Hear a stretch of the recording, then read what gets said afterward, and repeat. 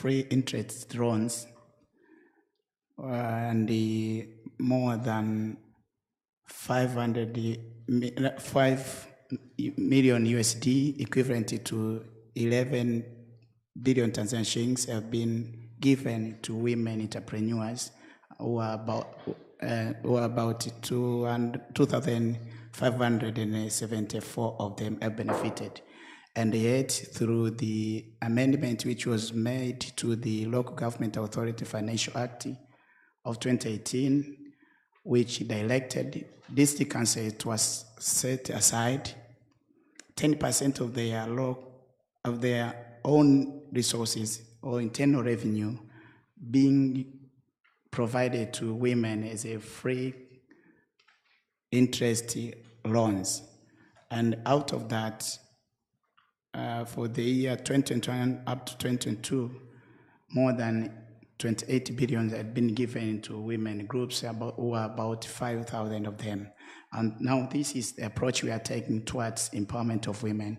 The second strategy is elimination of gender-based violence. Our campaigns, our interventions, by engaging traditional leaders, religious leaders, CSOs, local government authorities, and different stakeholders are aiming at fighting this kind of violence towards women and girls. So as the ministry, we are eager towards achieving that. But also, we have another strategy that is aiming at ensuring women number is increasing in leadership and in decision-making positions. It is the evidence, as you all know, that through the regime of Excellency Samia Suluhu Hassan, we have evidenced the increasing number of women in leading the most strategic ministries, which also is another lesson and role model to men and to the community, that women can lead the most strategic ministry, apart from having Her Excellency the President, having the Speaker of the National Assembly. Yet you find the Minister of Defense, Land, Earth, they are women. And this now also, we have not been there, but we are trying. But also in terms of members of parliament, 36% of them are women. Despite of the vehicle that is taking them up to there, that's something debatable, and maybe you'll get some recommendations. So all these strategies, to us, they're aiming towards ensuring gender balance, women empowerment. And yet, in terms of sectoral policies, we have been able to mainstream gender issues in sectoral ministries, like the Ministry of Water. When you look at the National Water Policy of 2002, it calls upon inclusion of women, even those bodies that are making decisions, the water bodies, authorities have directed that women must participate. Also, when you look at the land policy of 1995, it calls upon inclusion of women, and said that you can see the village land committee, the district land and housing tribunal having the inclusion of women in those leadership. Also, when you go to the education and training policy of 2014, it calls upon inclusion of girls. And as a result, we have evidence increased the number of enrollment ratio of girls at pre-primary, primary, and secondary. So in all sectoral ministries, we're ensuring there is proper inclusion of gender issues towards fighting that gender imbalances. Thank you for that, Advocate. Just a follow-up question on that, and I'll reflect also on the Honourable Minister's comment that was raised when she mentioned that there are some people, well, the men to be specific, are a bit skeptical of all these initiatives and interventions, and where exactly are they living the men? So is the boy child being left behind, one? And two, how is the ministry engaging men in all these interventions to make sure that we're bringing along both genders?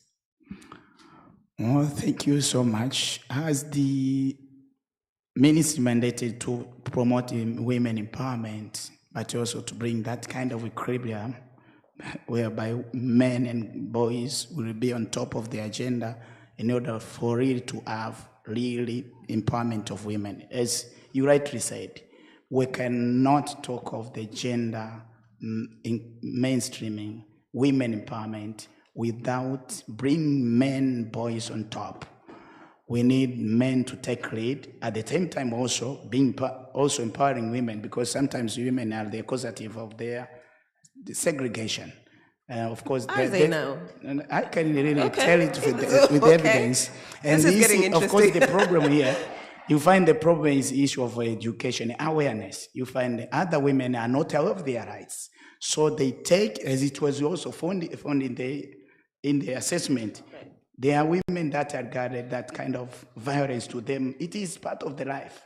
And for that, we need also to empower women in terms to understand their rights. At the same time, we need to empower men and boys. Now, the government, we are embarking in a number of initiatives to ensure that men also come on top of this, because we need both players, men and women, to be able to achieve that reality. And we have a number of initiative intervention, one being the Women and Gender Development Policy of 2000 and its implementation strategy of 2005, which is now under review. And that's why I say that this assessment have come at the right moment, because they are going to inform what is going on in terms of finalization of the Women Gender Development Policy. Now that Women Gender Development Policy, its objectives requires that all men and women are involved when you talk of development, are involved in fighting these stereotypes, tradition, and norms that are alienating women from benefiting on equal footing like men. But also we have a number of campaigns, including what we all know, Twende Pamoja Ukatili Sasa Basi. This campaign aims at creating awareness to both men and women, but also men to be able to see the inequality in the what I call the challenges women and girls are facing in terms of being involved, in terms of the being violated by men.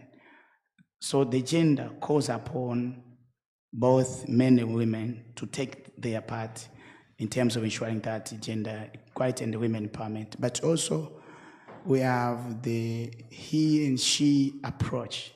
Okay. How does that work? That in Tanzania. Yeah, that is calling upon men also and women to take their roles, because we cannot change the behavior, we cannot change the attitude, we cannot change the roles that promote masculinity without bringing men on top. So we are aiming and we are striving to ensure that men and women, they have equal role. They are regarded equal. They see each and everyone having potential contribution towards development of a given family, given society. So we have a number of campaigns, including the strategies, policies I've mentioned, including also putting women as the role model. Because you find you have a defense, a minister, a woman minister, on top of the defense, and under her you find the CDF. Now also all the armies, and she's in charge. Right. Thank you. From the police point of view. So by doing that, by teaching by examples, we believe we are going to achieve this. But the reality is that we need all stakeholders to come together. We need the private sectors, we need the CSOs, we need development partners, we need all people, religious people, traditional people, at all levels, including also having special intervention. We're having special clubs and desks in schools, primary schools, that are used as a platform to discuss issues of the importance towards achieving gender equality, gender mainstreaming, but also women empowerment. We are trying to inculcate that to the youth, to value and see the meaning and role of women and girls in their lives. So we are trying to inculcate it from the primary level, but also we are having gender desk in different government institutions with the focal persons, government departments, but also ILN institutions. We are continuing to have those gender desks. Sorry to cut you off, Deputy Minister. Gender equality. Thank you so much. All right. Apologies to cut you off once again, but I'm going to definitely come back to you and ask you again whether or not just having a woman minister in the Defense Ministry is actually enough, but I appreciate the response on that. We'll now go over to Dr. Gladness Kire, who is the gender focal person at the Ministry of Education, Science and Technology. Dr. Kire, we see that gender parity being achieved for the subsectors of primary and lower secondary due to the government's rollout of free basic education is really doing good. So congratulations for that and the ministry's work. But the gap still remains, as we've seen the data that was presented, right? So what do you think can help overturn that, considering that education is possibly one of the main interventions that we should be pushing for gender equality? Thank you so much. The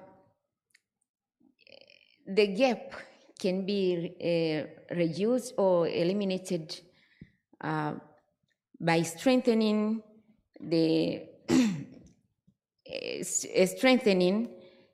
guidance and counseling units in schools, which will help will help girls to stay in schools without dropping out, maybe due to pregnancies and early marriages. Again, several initiatives have been taken by the government of Tanzania through Ministry of Education by introducing a re-entry program whereby the pupils and students who dropped out by various reasons, including pregnancy, to go back to school.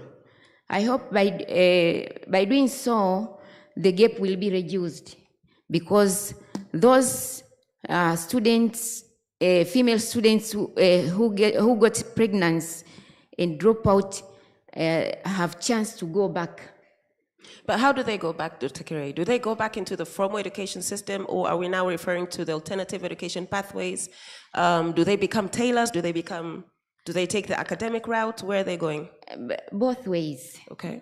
They are free to choose where in which way they can go back. Okay. Also, one of the problems or reasons which make some pupils not to go to schools may be due to lack of food, lack of feeding program in schools.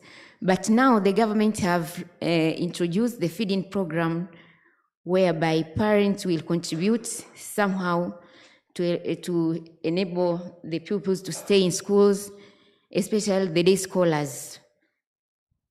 But what about the sociocultural norms that actually contribute to this thing? So, for example, you spoke about teenage pregnancies, right? Does the ministry have any intervention, community interventions, that would possibly, like, for example, we saw that there's cash transfers, one of the interventions that is being used. What else is the ministry doing to make sure that the enrollment as well as the graduation rate stays the same, considering the sociocultural norms that still act as limitation and barriers when it comes to the girl child's education? Pardon? Can you repeat, please? It's okay. The sociocultural norms, we understand that there are different limitations and different barriers facing the girl child in terms of, just being enrolled in school and staying in school. You mentioned teenage pregnancies as one of the factors affecting this rate, yes? Yes. So my question is, does the ministry have any intervention or approach that it is using to encourage that girls stay in school apart from the cash transfers that we have heard from the main findings? No. Okay. Maybe I can respond on Please, that. Karibu. Yes. We are working together with the Ministry of Education and also the Ministry responsible for local government authorities, because when it comes to the issue of gender, we are implementing the cross-cutting issue of which we need every minister, every stakeholder to work with to ensure that policies, laws, interventions are also inclusive. One of the strategies we have come up with for the sixth government regime is coming up with the specific schools for science for girls that are going to be constructed in all regions of mainland Tanzania, but also through the presence of committees, school committees, we are also we are encouraging and putting press the systems whereby parents get information through the committees, through those meetings, on the importance of ensuring that their girls go to school, attend to school, get education. Okay. So we have some strategies, also other strategies that are under my ministry, and the Ministry of Community, sorry, not my ministry, and the Ministry of Community Development. Of course, from that perspective, it is my ministry. It is your ministry. We have strategies that are aiming at ensuring that children, girls remain in school. Okay. The one of which it was also mentioned that the sixth government regime under Samia Suluhu Hassan is to direct even those pregnant women and those young girls, young women to go back to school. So all these are strategies. In the alternative education pathway, like adult education, private, all these are taken by the government to ensure that all girls, women go to school and attain education on equal footing like boys and men. And that's why you can see even the increased ratio, as I mentioned, at the pre-primary education and secondary is level, 1-to-1 ratio. Of course, we are now being beaten. You can find even the nation results, the top 10 are just girls. So these are the indication that there are interventions that are being made by the government through the local government authorities, through the ministry responsible for education and the ministry responsible for local communities to ensure that there is that awareness being created to the community to ensure that girls go to school. Now, that doesn't really do away all the challenges that stem from the social negative attitudes. Right. You find we have that attitude, traditions, norms. And that is exactly my question. How do we circumvent that? The traditions and beliefs and the sociocultural norms that have actually resulted to us being in the position that we are today? That was my initial question. Yes. Now, the intervention we are doing is awareness raising to the community. We are doing a lot of intervention. What about the law, Deputy Minister? What about policies? The law and the policies does not accommodate or embrace that kind of attitudes and tradition that aim at discriminating girls from benefiting from the education system. The policies I've mentioned, even the Education Act of 1978, the Education Policy of 2014, they don't entertain, they don't embrace those kind of culture. Rather, they are used as a tools to fight those kind of cultures. Okay. So there are a lot of campaign that is going on, but also the directives of our leaders, even at the grassroots level, to ensure and encourage that all boys and girls to go to school, but also through different government leaders at all levels, we are trying to discourage those kind of tradition, and norms, customs. And customs. Right. Okay. So but we are still going on with that work because you cannot, for maybe a day, fight those kind of culture. They are inculcated within the traditions of tribes and the clans. So we need to continue together to fight that kind of taboos and traditions. Okay, thank you for that, Advocate Mpanju, and for offering to come in with that response. Now, I know that Haki Elimu Bonaventure, you have been working a major stakeholder in the education sector. You've also supported the government through the different ministries when it comes to interventions, both for the boy child and the girl child. So I'm going to bounce off the same question to you. But as you respond to that, I also would like to hear that Haki Elimu recently released a report on sexual and reproductive health. Can you share with us some of your main findings on that, especially in relation to the question that I've just asked? Karibu. So should I start with this question, or are you going to ask? You can start with the first question and then go over to the findings. I'm hoping that the findings from your report would actually have some answers to that question. Yeah, thanks, Carol. I think with the first question, which actually the government official tried to respond, is that the government have started doing a number of strategies. The one which has been mentioned, to construct those 20 boarding schools, and is going to spend a huge amount of money. It started in the fiscal year 2021-2022 to start with 10 schools, which means in the next fiscal year they're going to allocate more money again to support that. That is a good step. It's a good step in one way. I can give you one example, which actually is in one of our schools, in one of the intervention that we are doing to keep girls in schools and to support their transition. This school is called Itojanda. It's in Tabora. So it used to be a day school, but now it's a boarding school because girls have been enrolled into the boarding school because of the support from Haki Elimu and also the community. You know, girls were walking 15 kilometers in a day. That means return it is 30 kilometers. In a month where we have 20 schooling days, it is 600 kilometers. Huh? And then in a year, assume they start for 10 months, it is 6,000 kilometers. So it is from Dar es Salaam, I'm giving you the social months. Dar es Salaam to Bukoba, Da to Bukoba, Da to Bukoba, 3 times. So assume what happens on the way from home to the school with the border people who are very expert now to doing the hooking up and all that way. So you can imagine the situation. And this kind of strategy, which has been done by the government, is going to save so many girls on issues to do with early pregnancies. But another thing, which actually is now connected to the issue of awareness. All the norms and everything have to do with provision of platform and dialogues for people upholding all these norms to understand the negativity of their pursuance of their norms to affect girls' education.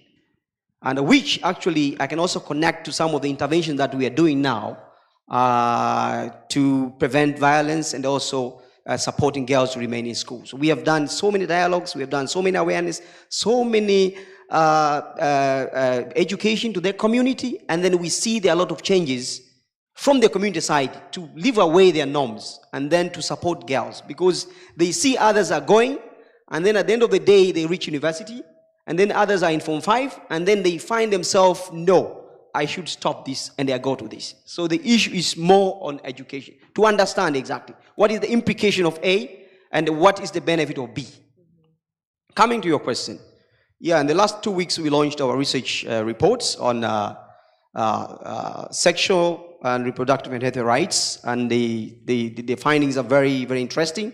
Also encourage you to go to our website and then you download that document and you read, because the report is very big. But general finding is that sexual, reproductive and health rights is not effectively taught in schools.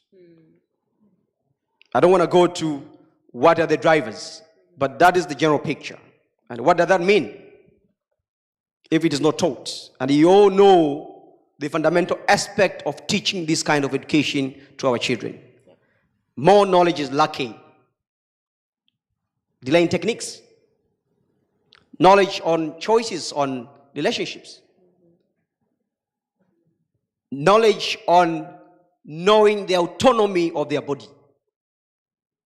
This is my body. This is me. Yeah. Why do you force me to go into marriage? Yeah. You see? knowledge or knowing about their rights, of which in the past, we used to have this kind of education, kind of knowledge. You go to a lady, by then we see our brothers, they try to seduce a lady, you're nearby, then you see a lady say, nitakupa jibu baadaye. That is the delaying technique. You go and you start thinking, what is the effect for me to accept?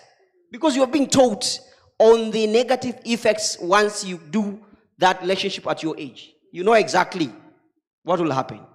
So by knowing the situation of these research findings, and now you can see the way it's connected to the findings that have been shared here.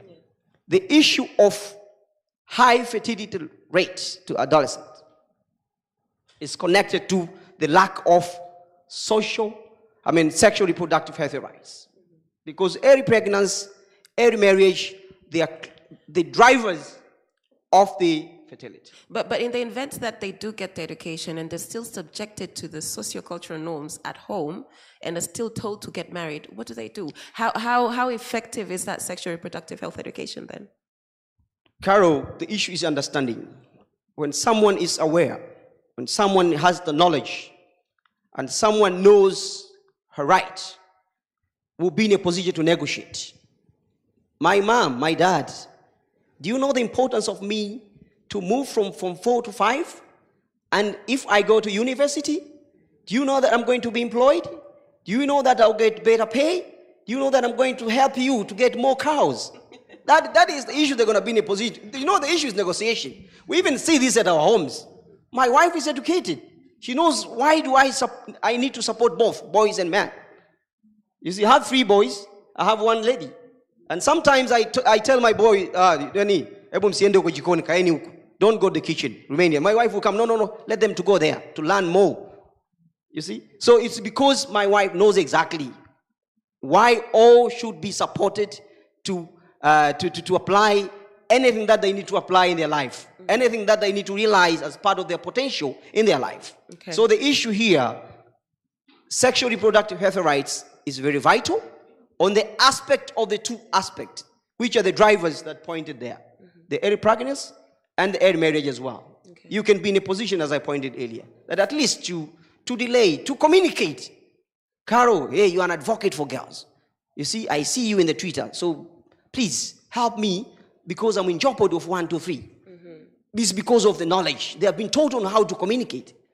They have been taught on how to learn and understand the implication of something that they should defend themselves. Okay. That is the essence of these young children, young ladies, to be taught on sexual reproductive and healthy rights. Right. So on the same note of reporting, you spoke about reporting. On the same report that you published, we found that violence was happening, but girls and boys were not comfortable to report. Why do you think that is? For both genders, actually. I found that quite interesting. Yeah, one, I think, is the fear among the children. And this, again, I take you back to the issue of sexual reproductive health and rights. If there are a platform, if our children are taught on all these aspects, on sexual reproductive health rights, on violence, and on GBV, on anything to do with their security or their safety, and if there are platforms within the schools, they'll be in a position to report. But many schools do not have these platforms. I thank the Ministry of Community Development. They are finalizing, I think, the preparation of the Child Protection Guidelines, which has identified all the structures from the high level to the school level. Establishment of Madawati ya Ukatili, the platform for child protection, of which for our case Akilim has done that pilot. And I would wish Mama Gwajima, one day I give you 2 to 3 schools, you go and visit the functionality of those platforms, which could be quite useful in your case as you're supervising the implementation of that child protection guidelines as well. They have been working. Children have platforms, the Sautiangu boxes, reporting and responses box, and they have been taught these are the kind of violence. Once you feel or you sense, then write something and they go and they put that thing there. And then there is a structure on when to open that Sautiangu boxes, the reporting responses box, and then all the entries are reviewed. So those which by the teachers can be the entries by the teachers. And They're no reviewed by the teachers. teachers. There is the matron. Okay. There is a leader of the champions. Each school has 20 champions. Then the leader of one champion who has, her key. And then the matron has the patron has his key. And then there is a friend of education coming from the community side. So they go both in tripartite, and then they open that box. And then they open one, they read, they put there, they record. And then they open the second, they read, they record. At the end of the day, they pick those that they can deal with within a short period of time, and then they do the referral for other cases that are in jeopardy to that student as well. Okay. And it has been very functional. We have rescued so many girls that were in risk of dropout, and then supporting them with a bespoke support to get back to school. That's really good to hear. Thank you for that, Bonaventure, and I hope that the minister is actually going to follow up on that. Now, we're running out of time, I do realize that, but my two last questions to you, Helen. So we see that the report has used the World Bank Group Gender Strategy Framework. I just learned from it from the report that was sent to me. But can you explain to us the importance and uniqueness of using this framework to understand gender issues? Yeah, no, thank you. Thanks, Carol, and thanks to my fellow panelists. I think it's been very, very enriching to hear and the passion that's in this topic. So now turning to a strategy, it might seem a little bit dry, but I'll try to keep it engaging and light. So, I think Ya explained very neatly the strategy. It has 4 domains. We talk about access and improvement in endowment. So there is health, it's education. We talk about improving gender equality in economic opportunities, access to jobs. We talk about assets, women having access to financial inclusion, women in agriculture having access to agricultural inputs, and so on. And then finally, we talk about voice and agency. And there we talked a lot about gender-based violence. We'll have a whole session on that. And we didn't talk as much about it, but it's also the role of women in decision-making, in positions of power. We mentioned some of the ministers. Of course, the president now is a woman. But I think the uniqueness of it is that you cannot achieve gender equality if you just address one of those areas. You really need to work throughout. So we've seen there's been progress in endowments. We've seen the enrollment rates have gone out, which is great, gone up, which is great. But if there's not progress in economic opportunities and there are no jobs for girls to get, that education will do some, of course, but it will not fulfill its full potential. And same if a girl is able to get a job, maybe she wants to be an entrepreneur, but she's not able to access credit because there are gender discriminations against women to get access to credit. Her company will not be able to reach its full potential because she's not getting those assets to her. And I think finally in the last domain, and we'll hear more about that, and I think that the poetry we heard was very touching. Very powerful. If a woman, girls, if there is abuse, if they are held back at home and by social norms, they're not going to feel their potential in any of these areas, because I think that's underlying their whole potential. So we need to address it in all these areas. Okay. And in the strategy we talk about it's the importance at the household level, it's in the markets, it's at the institutional level, and it's informal and formal. And just to say, since I'm from the World Bank, sitting here representing the World Bank, just to say that in the World Bank we roll out this strategy now, and we are looking at addressing women's opportunities, girls' opportunities throughout our different sectors that we have in the World Bank. So we have in Tanzania, for example, we have a big program in transport. We're looking at strategic opportunities to make sure that those projects that we do with the government of Tanzania also looks for opportunities that are strategic to help women and girls. Right. We don't want to do a mainstreaming, tick the box. Mm-hmm. We want to work where it matters. We want to be strategic. And we want to think about specific activities that can really make a difference in the lives of girls and women and men and boys as well. So we're doing that. We're looking at opportunities in our sector work. We are also looking at on the policy agenda. This is what this event is part of. Mm-hmm. And then we are also complementing that in some cases with specific projects that are really focused at the core on women and girls empowerment. And we do that a lot in our health and education sectors, in the endowment bucket, but we're also doing it now more and more as an institution to have sort of freestanding operations that have as its core. Now, based on the findings, how is Tanzania faring compared to other countries? And what are the best practices that we could possibly emulate and replicate in the country? Yeah, it's a great question. I mean, I think Tanzania, it's faring well in some areas and less well in other areas. We've heard the area around fertility, marriage age, low age of marriage, many girls being married off very early. I think that is an area where more work is needed. Gender-based violence, we will hear a lot about that later on today. I think that's an area where Tanzania sadly stands out. Yep. I think on the positive, there is a lot of commitment, right? You have the laws mostly, but there is the commitment from the higher level. There are ways now to moving this forward. But I think in terms of best practices, all these laws, all these assessments, including our own, it doesn't really matter unless we put action behind it. And Jan had that nice slide at the end of our presentation.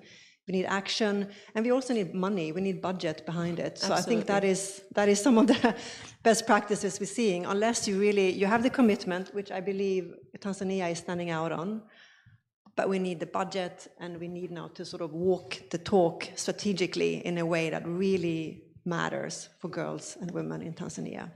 Thank you very much for that, Helen. Right, so thank you very much to our panelists. Unfortunately, we have run out of time for this first panel, so I'm just going to do a roundup of, I would say, the key takeaways that I had from this particular discussion. But I think the Deputy Minister Advocate Mpanju spoke about... Deputy Permanent Secretary. You claim it. Sorry about that. Deputy Permanent Secretary. I apologize. I don't know what I was thinking. Deputy Speaker. Where did that come from? You may be. Okay, inshallah, inshallah. Right, so the key takeaways, I think for me, the most interesting part was the leading strategic policies that you've mentioned, as well as the sectoral policies that cut across multi-sectoral reforms when it comes to gender mainstreaming, but also in terms of education, what has been done by the ministry when it comes to pushing for girl-child enrollment, as well as staying in school. But also the many examples that we've heard, or the one example that we've heard from Bonaventure, in terms of how these special schools for girls could actually contribute and encourage girls staying in school. And last but not least, the framework that Helen had mentioned that provides us with an overview, but also an opportunity to do an intersection and an interlinking of sorts to ensure that we have what we call a holistic approach when it comes to gender mainstreaming and gender equality. I would like to thank you, our panelists, and invite you to step off the stage as we proceed to the next segment of our activity. Thank you very much. A round of applause, please.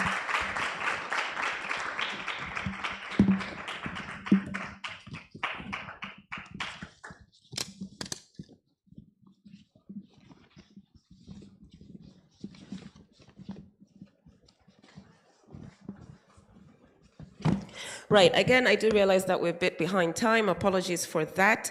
However, I'd like to also remind you that we are on live stream, so if you could share that on your pages, that would also be great. But please note that we will have an opportunity for the online audience to receive questions during the last session, so please feel free. For those who are watching us on YouTube, on live stream, please feel free to type in your questions in the chat box. Right, so now without further ado, I would like to now welcome you to direct your eyes to the screens, please, for the second poem that was prepared specifically for this event from Miss Neema Komba. Binti Salaam. Wanahoji alikuwa nani? Ni mtu maarufu hapa mjini au mtoto wa nani? Maisha yake alikuwa vipi? Ni mrembo, mcheshi au mambo safi? Alivaa nini? Alikunywa nini? Alikuwa wapi? Alifanya nini hadi wamfanyia ukatili? Usiulize alikuwa nani. Yeye ni dada yako, aliyekuwa njiani kwenda dukani kununua mahitaji, lakini bila sababu wakamfuta kwenye kichaka, wakaiba thamani yake na kumtupa kama ni taka. Haiba yake wakaichana mithili ya nguo yenye kiraka, lakini wale vijana walisema eti kisa ni kanga. Haikuwa ngumu ya kutosha kuficha maumbile yake machoni mwao. Mwendo wake wa upole uliwaita, wakatamani, wakachukua kwa nguvu kama vile mwili wake ni mali yao. walimgaragaza chini kwenye kokoto, lakini hata ncha za mawe zilivyochoma mgongo wake hazikuwa kali kuzidi macho yao, yaliyomvua thamani na kumfanya si mtu, si kitu, bali mzoga, mwanamke asiye na haki ya kuishi huru na salama ndani ya mwili wake. Usiulize alikuwa nani. Ni mama yako nyumbani kwake, anayejipa moyo kuwa zimu ili kujualo halikui likakwisha, na siku moja hapana yake itakuwa halali kwa mume wake, lakini sauti yake haisikiki na kilio chake cha kwikwi hakimsikitishi. Anaendelea kumpiga kama mwizi, tena pamoja na maumivu analazimisha ale zake mbivu bila kujali bado ni mbichi. Huyatazama madonda yake kwa uchu na kusema si mtu, si kitu, bali mzoga, mwanamke asiye na haki ya kuishi huru na salama ndani ya mwili wake. Usiulize alikuwa nani. Ni binti yako wa miaka 6 ambaye hajatambua kuwa jinsia yake kumbe ni mwiba. Jirani yako wa karibu ameamua kumfundisha, na somo lake la kwanza ni kuwa katikati ya miguu yake kuna uwanja wa vita, na jirani ndio komando mkakamavu. Anafyatua risasi bila ya wasi, anamlipua na bomu la oga, na kisha kuuzima mwanga wa nafsi yake ya utoto na kumwachia giza totoro lenye mizimu yenye kumkebehi. Eti si mtu, si kitu, bali mzoga, msichana asiye na haki ya kuishi huru na salama ndani ya mwili wake. Usiulize alikuwa ni nani, wala usioje alikuwa wapi, alivaa nini, alikunywa nini, alifanya nini. Ukatili hauna sababu zaidi ya ukatili, wala si mavazi aliyovaa au njia aliyopita au umri alionao. Kimini, suruali, baibui, zote si salama. Barabara kubwa na uchochoro, zote si salama. Binti mdogo na bibi kikongwe, wote si salama. Nasi tumechoka lawama zenu. Simwakamate hao waliohasi na kulaani matendo yao. Usiulize alikuwa nani. Ni mimi, ni wewe, ni wao, ni sisi. Binti Salaam, wanawake wenye haki ya kuishi huru na salama ndani ya miili yetu, wanawake wenye haki ya kuishi huru na salama ndani ya miili yetu. Oh, wow. The second poem is called Survivor, and this is inspired by my own experience. Okay. Thank you very much for that. A little technical thing here going on, but yeah. Wow, that was powerful. That was Neema Komba with our second poem for today. So should I use this one or do I? Okay, there we go. Thank you. Right. For the second part of our session, we're going to have a discussion on the gender-based violence assessment report, which also drew into the stakeholder engagement that was conducted by the World Bank. But before that, I would like to welcome Ms. Gemma Todd, education specialist from the World Bank, to do a presentation on that. And in the meantime, the panelists for the second session, please get ready.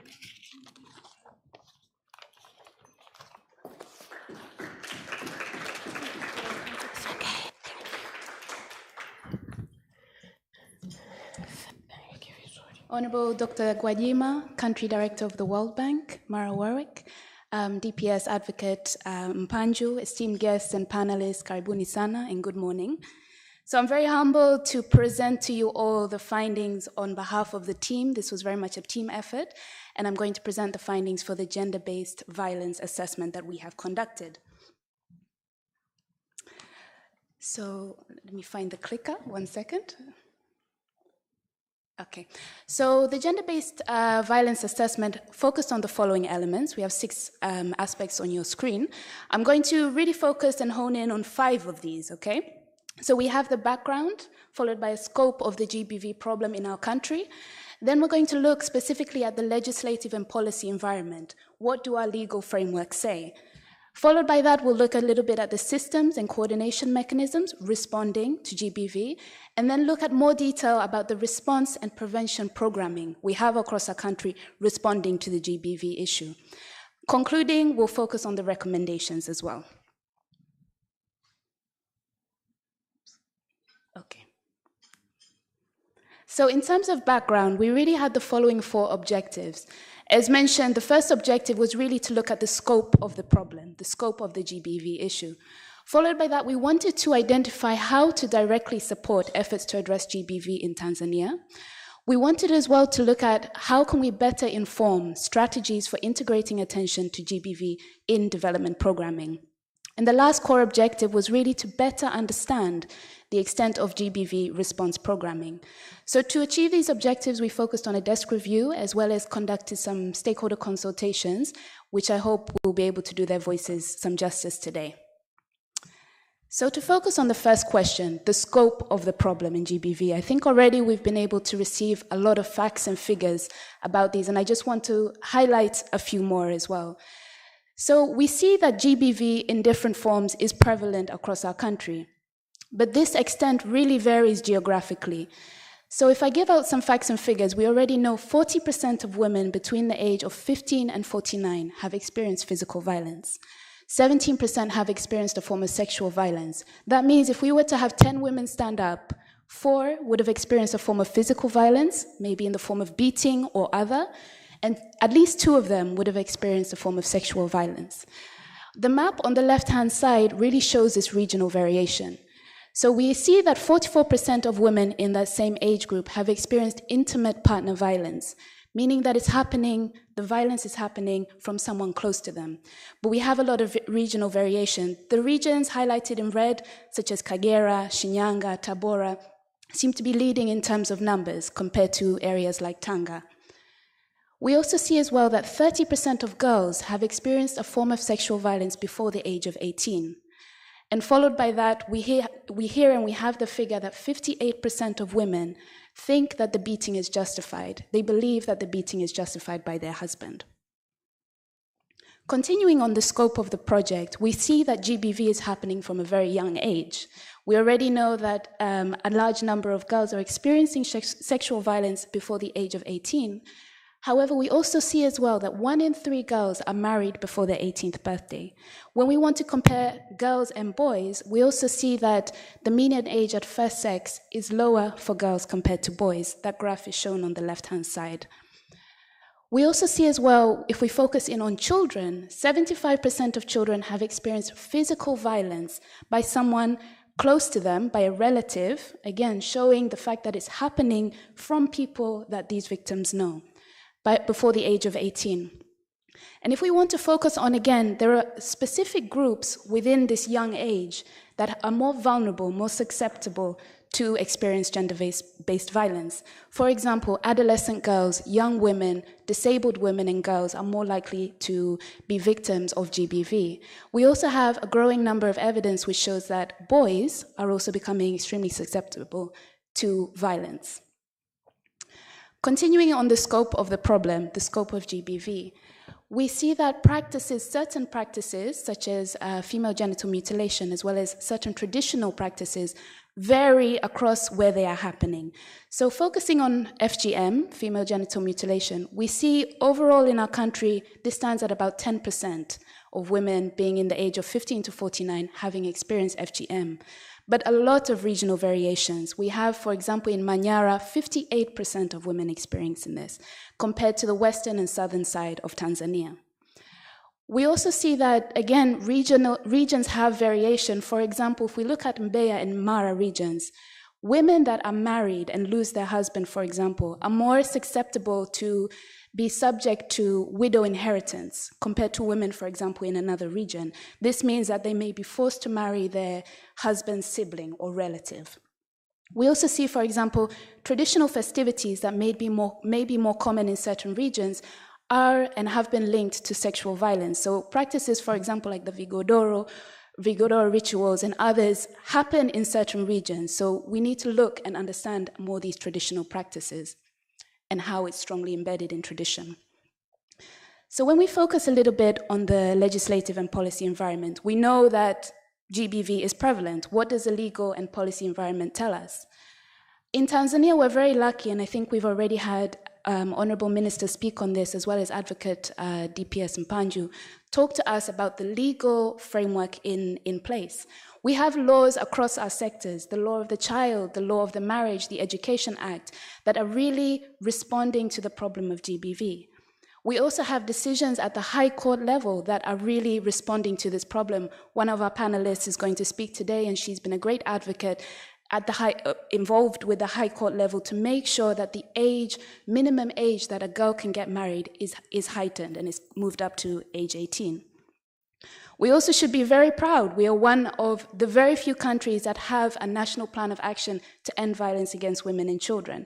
We have that for mainland Tanzania as well as for Zanzibar. This is something that hasn't been achieved across all countries, but we have that. So we have a very good framework in place.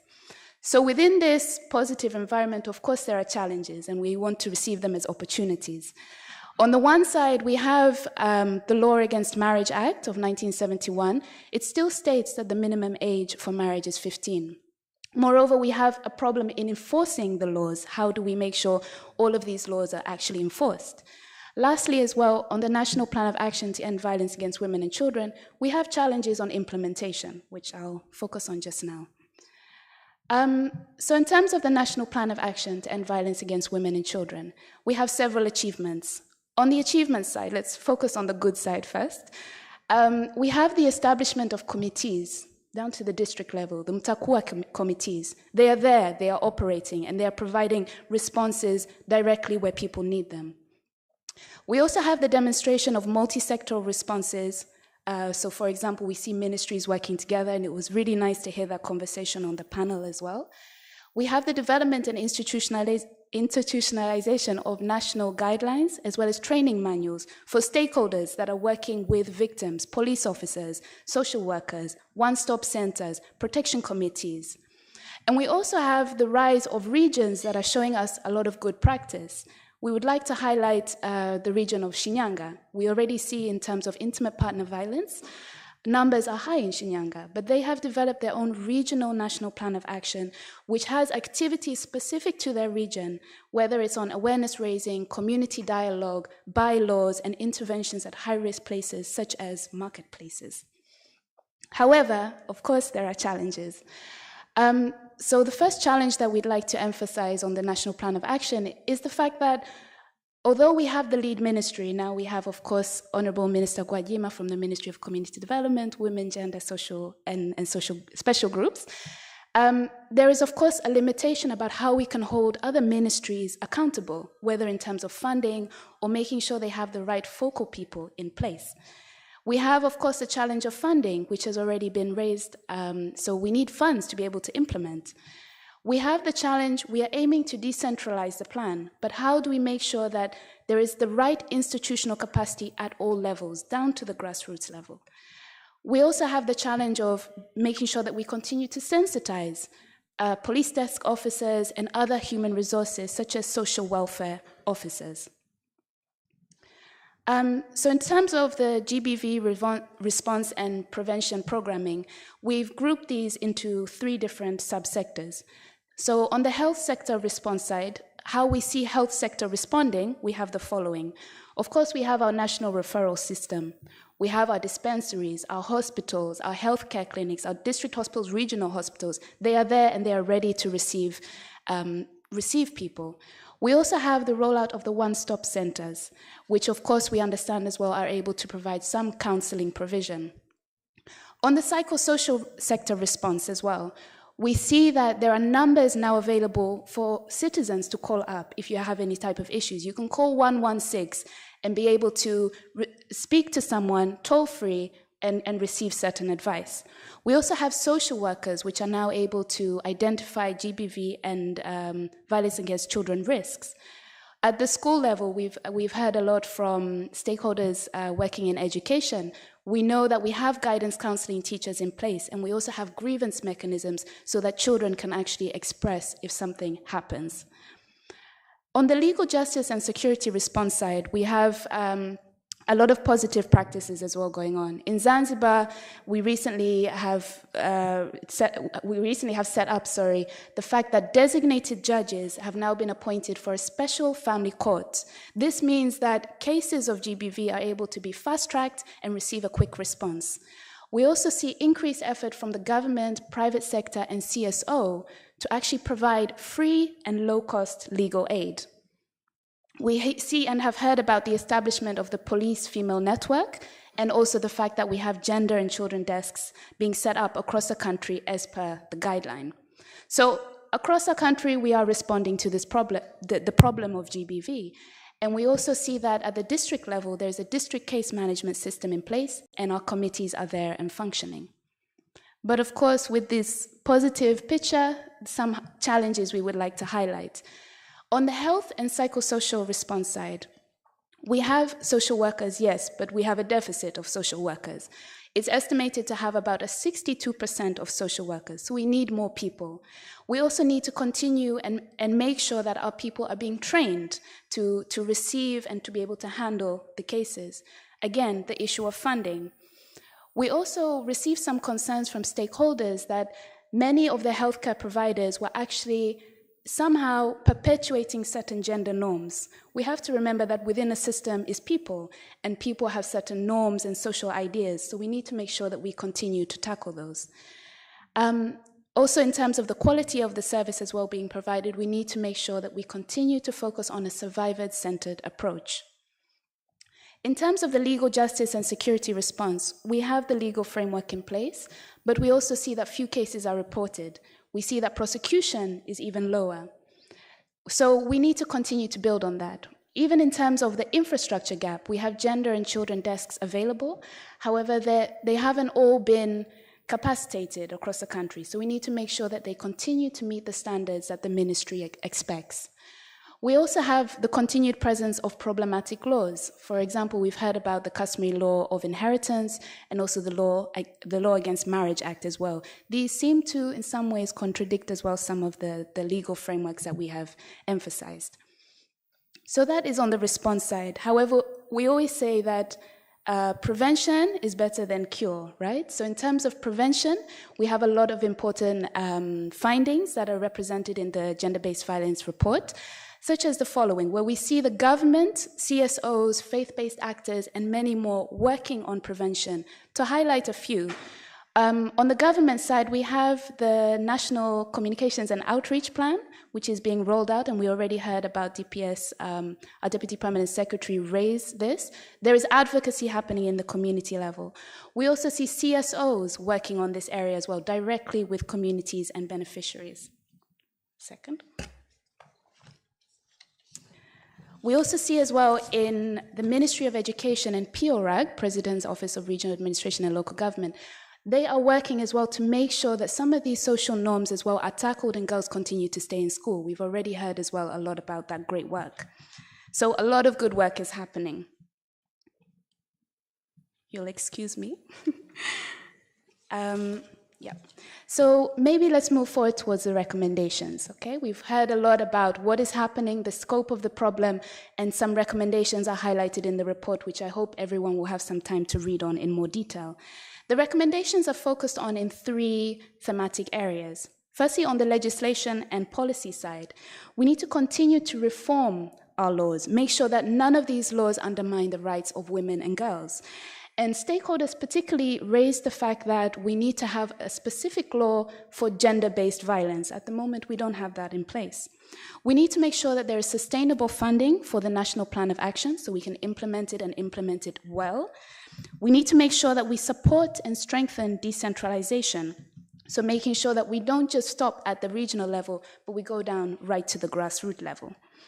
We need to also make sure as well that we support and review the National Social Protection Policy and Implementation Plan. On the systems level, which we have talked a bit about in a more overarching way, we need to continue to strengthen national systems for coordination, make sure our ministries are speaking to each other, and also ministry level, but also decentralize that. We need to also invest in improvements to GBV information system, make sure that the data that we are collecting is of quality and we can use that to make decisions. We need to also, of course, make sure that we are engaging with men and boys, which is a big topic that has been discussed so far. On the response and prevention side, we need to continue to invest and strengthen in the response system and monitor how these services are being provided. We need to continue to build human resources, such as, for example, social welfare, one-stop centers, police and committees, make sure that they are able to do their jobs properly. On mainland Tanzania, maybe we want to consider taking and learning from example of what is happening in Zanzibar with the special family court.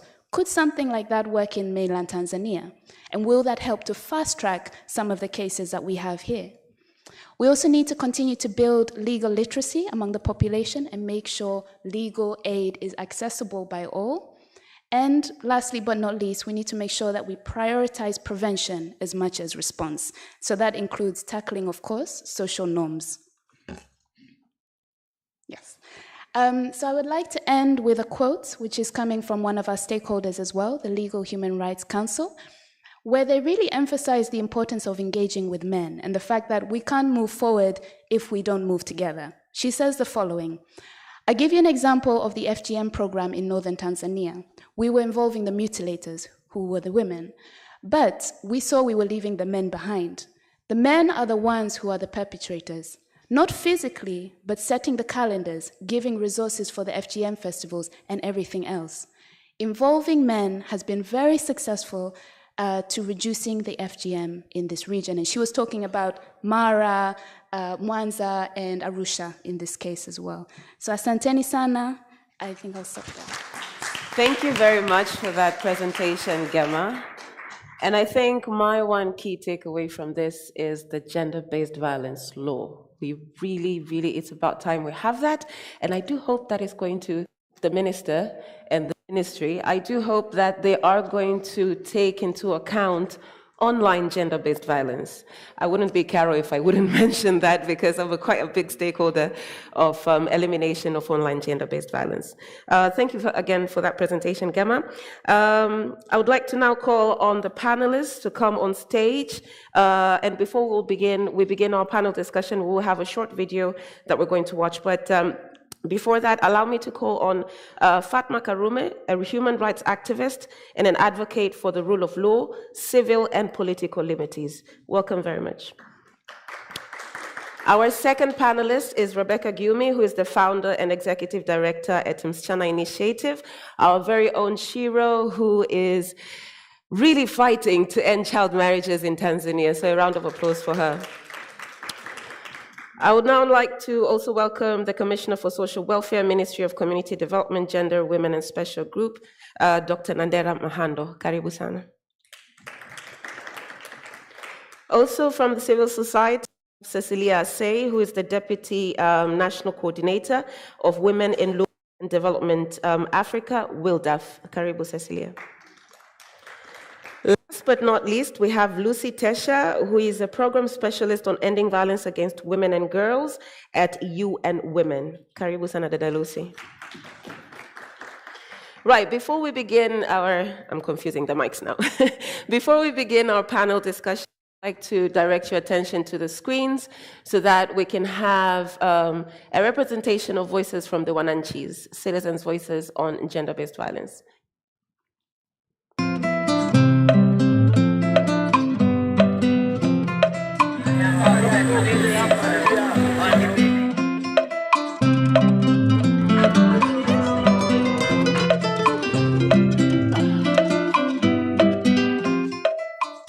Mimi binti yangu amebakwa. Mwanangu alivyobakwa nilichukua sheria, nilienda kwa mjumbe kutaka kunipa ushirikiano, nikampigia mwenyekiti. Lakini nilichogundua pale mtaani kwetu kuna mtu alimbeba yule mbakaji kwa kutumia pesa. Mimi pesa sikuwa nayo. Mabinti wanaolewa wakiwa wadogo sana. Kuna wazazi wengine kishaona maisha amempiga kidogo, mwanangu si naye mzuri. Na kuna mtu amekuja au kuna mtu namuona na mwendea, let me nimsogeze pale mtoto wangu. Kwa hiyo unakuta binti anaolewa akienda kwa mume kama hajalawitiwa, kwa sababu kila mtu ana tabia zake na makuzi yake. Lakini pili, kama hajapigwa. Tatu, basi atakuwa amefanywa vitu vingine ambavyo atakaa ajute maishani mwake, ambako kisaikolojia kwa hali ya kawaida hatakuwa bora wala vizuri kabisa, na hapo utakuta kashazalishwa. Mfano hata hii sheria ya ndoa ambayo imefanywa marekebisho mwaka 2019. Moja ground ambayo inaweza mtu ukaichukua kama as a defense kwenda mahakamani kudai talaka ni moja cruelty. Cruelty ni ukatili wa kijinsia, yani kupiga, yani kufanya nini, yani kuiva. Hasa masuala kama haya nguta yanaenezwa na watu wanakuwa na uelewa kujua hivi vitu, tungeweza kidogo kupunguza haya mambo. Sisi kama mabinti kuweza kujitambua thamani yetu ni ipi, kwamba sisi wenyewe ndio tuwe kipaumbele, mstari wa mbele kuweza kupigania hilo swala, kuweza kuepukana na hizo changamoto, kwa sababu sisi ndio wahanga wa kwanza. Mzazi atakulea, atakuweka katika misingi mizuri, lakini kama usipojitambua na kujipigania mwenyewe, haitosaidia chochote. Sehemu ambapo tunapeleka malalamiko kama ikiwa serikali za mitaa sijui wajumbe wa nyumba ngapi sijui. Mimi naona wale kama inakuwa hawana msaada. Kwa sababu ukiwaelekeza wenda akaja siku moja tu akaongea na yule mtu lakini siku zingine zote hawezi kutoa ushauri wowote. Bali atakwambia kama litaneni wenyewe au vipi achaneni mtajua wenyewe. Mara nyingi ndio inapokuwa hivyo. Maana hata mimi naongea sio labda nimeyaona sehemu yananitokea mimi kama mimi ndio naongea.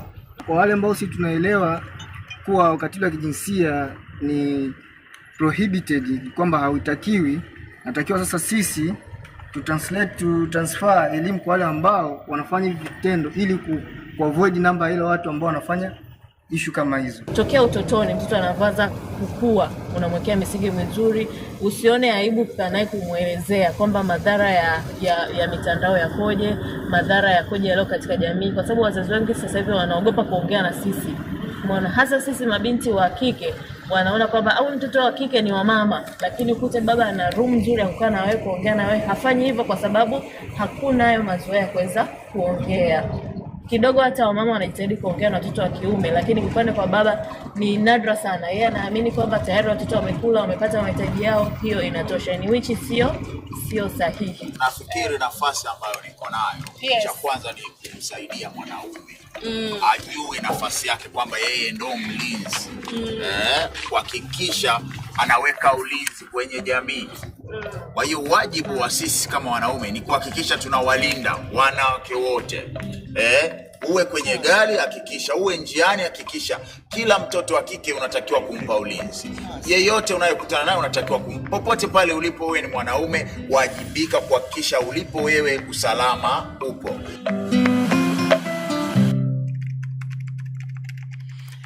So the ending note on that was collective responsibility. Also, like they all have a role to play. So I'm looking forward to that. Actually, Fatma, that's your question. So I'm not going to jump into that moja kwa moja, but I'll start with the Commissioner, Dr. Ndera. We know that the National Plan of Action is coming to a close. So we'd like to hear from you in terms of when you're evaluating its implementation, what were the key successes and achievements, but also what were the key challenges? Thank you, Carol. Just before going to the NPA VAC success and challenges, I was just thinking about the report that has just been, presented, and I'm still in my mind. Something is telling me there are still some gaps in terms of we need to think about the report and pathways. How are they? I didn't hear that being talked about that The much. reporting pathways for gender-based violence, okay. Are the girls, are the women, are they ready to report violence? Do they trust the places that they go to report? Those are the things we need to emphasize and, empower mechanisms of reporting. I didn't hear much about that, but I would also like to talk about the issue, if I compare to my recent report with Dr. Jumanne Gomera, but that is particularly on higher learning institutions in 6 campuses at the University of Dar es Salaam and the University of Dodoma. And when you look at the statistics, they are comparable. So you can see this report that it really tells us. Imagine educated girls still have a little bit higher than the national statistic in terms of issues of GBV. So if you in higher learning institutions. In higher learning institution. Okay. If you look at men who believe wife beating is okay at our universities, you find that it's 59.9% as compared to women who believe that wife beating is okay, 48.6%. This is a little bit higher. So you need to question yourself, because this is the place where you'd expect that those who are educated will be, more, observant and aware of the situation. So you also find that pathways of reporting are not understood very well. So this is a very important place to look at, and around 31.9% for men versus around almost to 30% for women. They are not ready, and they don't trust the people they go to report to. So we need to look at is our social welfare officer, the police gender desk, how are they? Are they friendly, user-friendly, and issues like that? But we also need to know that most of these women are going for help, and girls, for example, in terms of sexual reproductive health, to government health centers. So those are areas that really need to be strengthened in terms, but also to allow social welfare officers who can welcome them, counsel them. But another important place that was spoken about was the start of the children protection desks in schools. These are very important areas that need to have a good referral to the district level, but also in terms of reporting. So there should be support in terms of the guidance and counseling teachers who are able to, communicate with the students in school. Of course, there were issues raised about the bad traditional practices, which this requires the inclusion of both men and women, so that many of the activities or interventions that are happening can really reach out to both groups. You know, bad traditional practices, somebody here was saying, okay, it's the men who think about or who plan about the events, but we really need to think about our aunties and bibis, the grandmas. They are the most initiators of these practices and supporters, you know, because it happened to us. I was circumcised, there is no problem. You know, when you're beaten by your husband or your boyfriend or partner, okay. No, don't come. Sometimes it doesn't start with okay. It starts with about what is going to happen with the family image. You know, we are religious, sometimes maybe our clan, our family, so, you know, good example set in the village, in the area, so if you report, it becomes a problem for the family. So as a result, this feedbacks into the the police gender and children desk, but also the social welfare officers and the law in general, because it becomes difficult, you know, when there are cases, families pull back and they're not ready to support. So we need a lot of not just education, but communication, highly media, also that will go down to villages to change the perceptions of people, and people should come up front and not see a problem when you're violated, that this is my problem. It is not your problem. So just starting from there. Thank you. Yeah, then I will move to the NPA VAC committees. Our minister, but also our deputy permanent secretary has spoken to some of these. Well, the NPA VAC now is in the process of reviewing. In fact, right now we have the inception report, and we have the consultant and in the inception report. So that is where the process is. So far, what have we realized for the past 5 years that we've had it?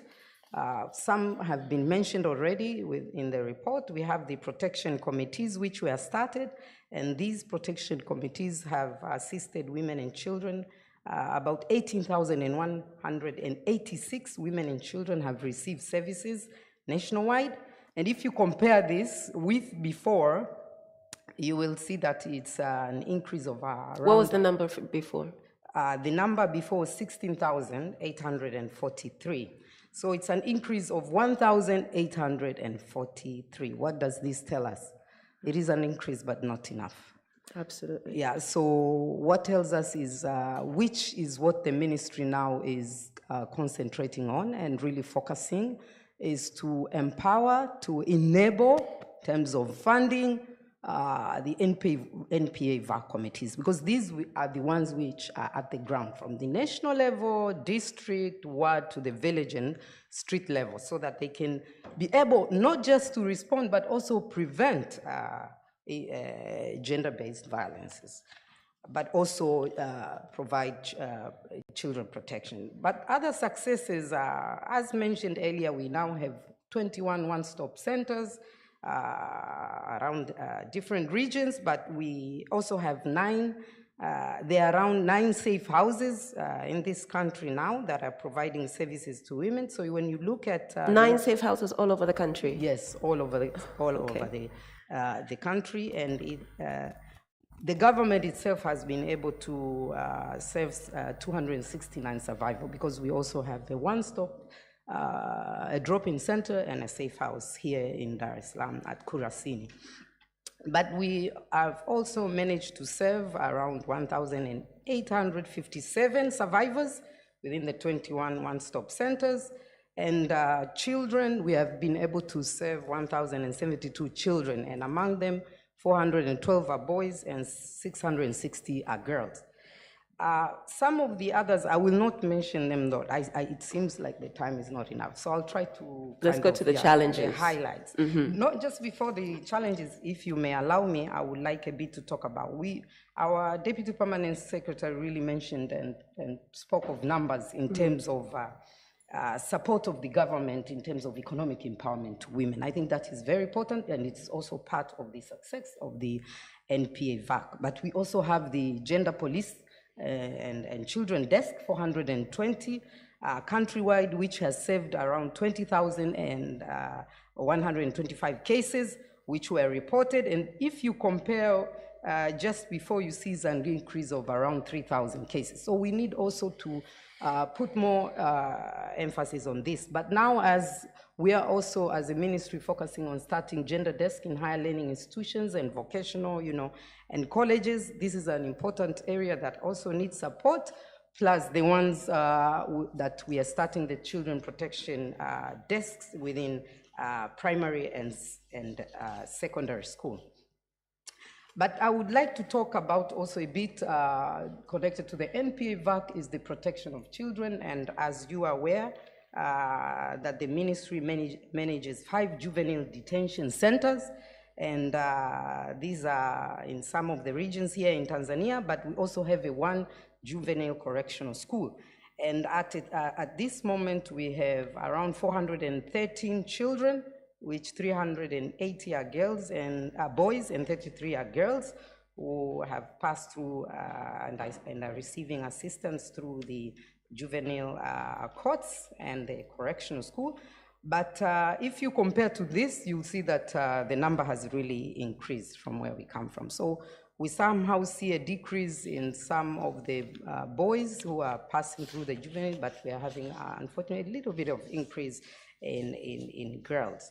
And we also have programs run by these juvenile correctional centers, and 78 children have been able to be reintegrated with their parents, but we also have around 148 children who have been able to be given different, assistance like education, medical service, and so on. But we cannot talk about the NPA VAC without talking of what we are seeing, a lot of the increase of children who are on and in the streets. And the government is really aware of this, and our minister has already also appointed a committee, and a chair, and they are working to develop a program or a project that will be able to reintegrate these kids, but also to have what we call transit centers. We are having many kids going into the street versus the energy amount or number of kids that we can take into the children homes. So what we are emphasizing is that those who are running children homes now should stop keeping children within the homes unless they are really, children needing adoption. So there are various ways, but children need to be reintegrated back to families so that those centers become areas of rehabilitation and reintegration. Okay. And we are able to save these children on the street. So the plan now is to have a transit center, and the Regional Commission of Dar es Salaam has already given us 20 acres at Kigamboni, and we are still working with other regions and districts. What are the success in terms of number? The government has been able to take 3,852 girls from the streets, and among them 135 have been reintegrated, and 821 children have been supported with education, medical and other services, and 75 have been economically empowered in terms of being able to start income generation activities. So let me just say in a short snapshot of that about NPA VAC and the revision going on, which will tell us more in concrete in terms of numbers and progress and failures, and just move to the challenges. One which is, has been mentioned is the inactiveness of the NPA VAC committees. If these committees are really revived, supported well, and funded throughout, these are very good points for being able to see when in Swahili we say viashiria, you know, when indicators before, you know, so that they can prevent. But we also need to call all our leaders from, you know, district, ward, village. We have chairmen, we have these street leaders. Why are these things happening? And you know, they come to them, they talk about the problems happening, but people do not report. By the time we get the report, my minister, my permanent secretary, or myself, or a social welfare officer, you hear that the story, oh, my chairman knew, my chairperson knew, or you know, mwenyekiti wa kijiji, and things like that. So why? Oh, the family knows about this story. We live with the people. So the problem is we don't report them timely so that we can respond before there's a major problem. Because our role as social welfare is not just to respond. We need to prevent, which is the most important. So that is one. But the second thing is the lack of family support for survivors, as I mentioned, when these issues happen. But also there is a lack of enough human capacity. This is both for the social welfare officers, but also for the community development officers. But a glaring number is among the social welfare officers, and this was mentioned also by my minister back, I think not very long, where we really know that if you go to ward level and village level where the people are, and the street level, there's a glaring of 96.9.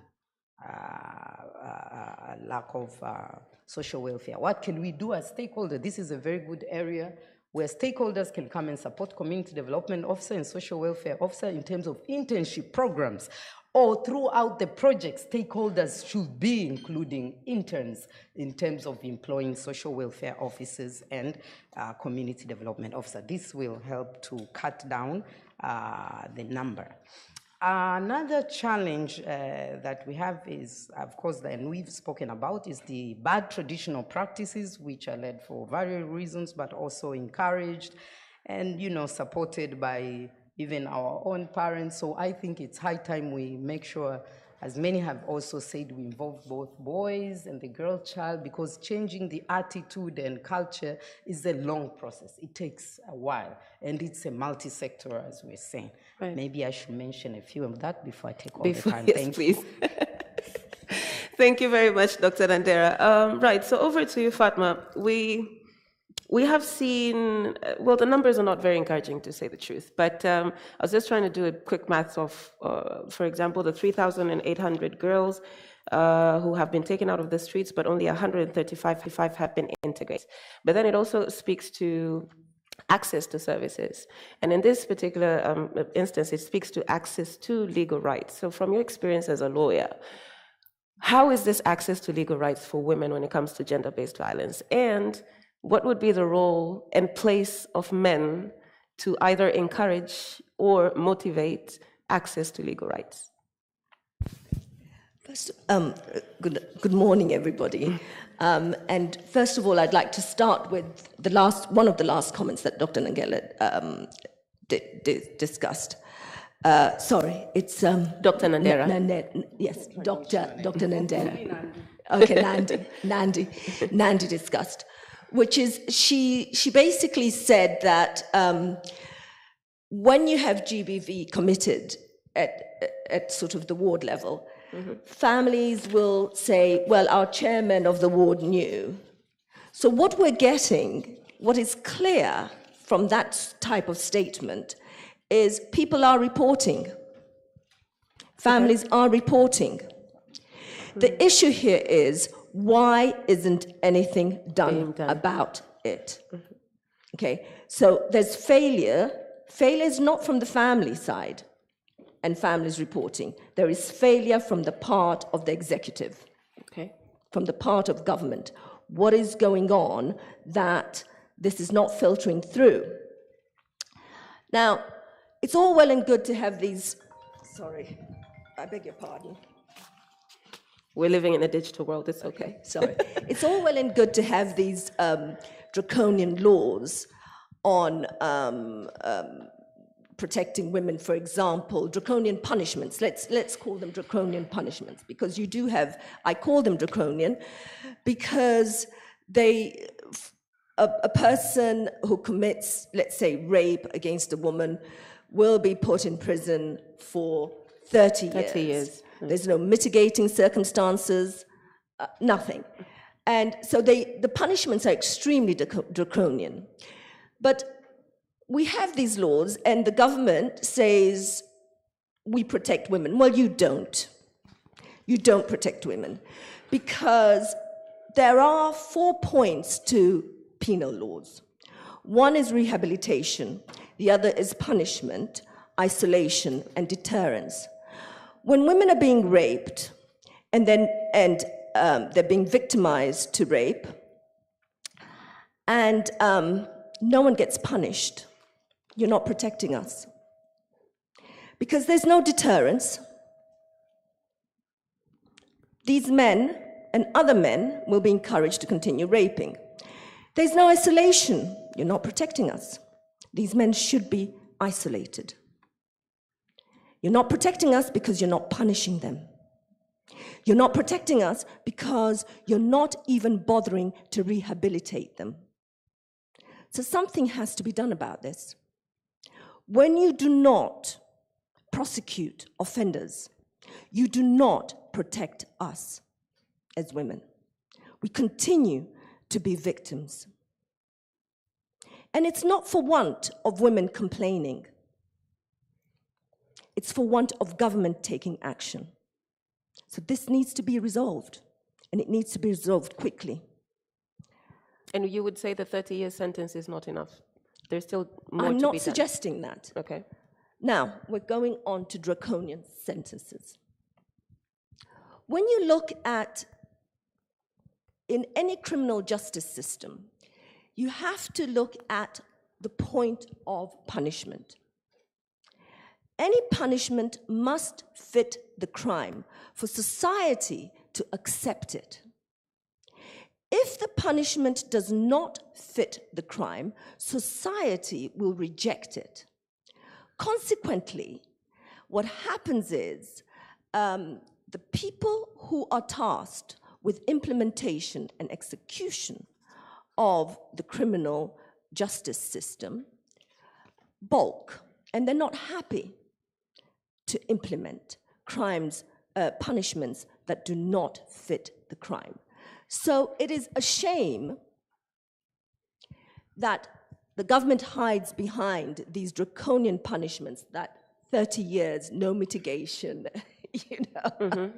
The judge has no power to decide who, you could have statutory rape, for example. Yeah.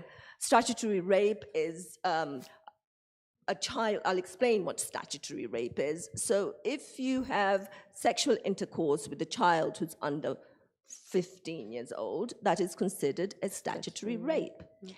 You have a 17-year-old young man in school. He has a little girlfriend who is in the year below. They're experimenting, as boys and girls do. They kiss, they experiment, and she ends up being pregnant. He's 17, or he's 18. Let's say he's 18, he's adult. You're going to imprison him for 30 years because of statutory rape? Really? We don't. He's 18, I said. What if he was 17? So, you don't? Okay, you don't, but 18, you do.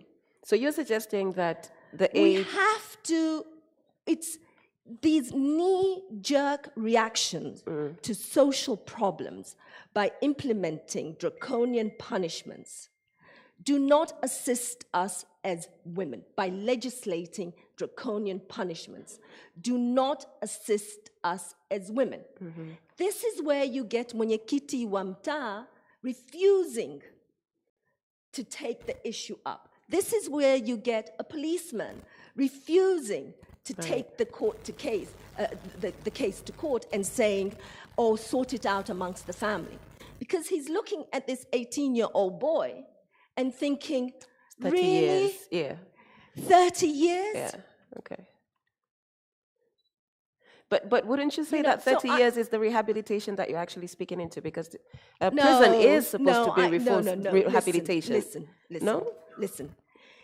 If manslaughter, let's try and be, I'm not suggesting, look, there are crimes, GBV has variations.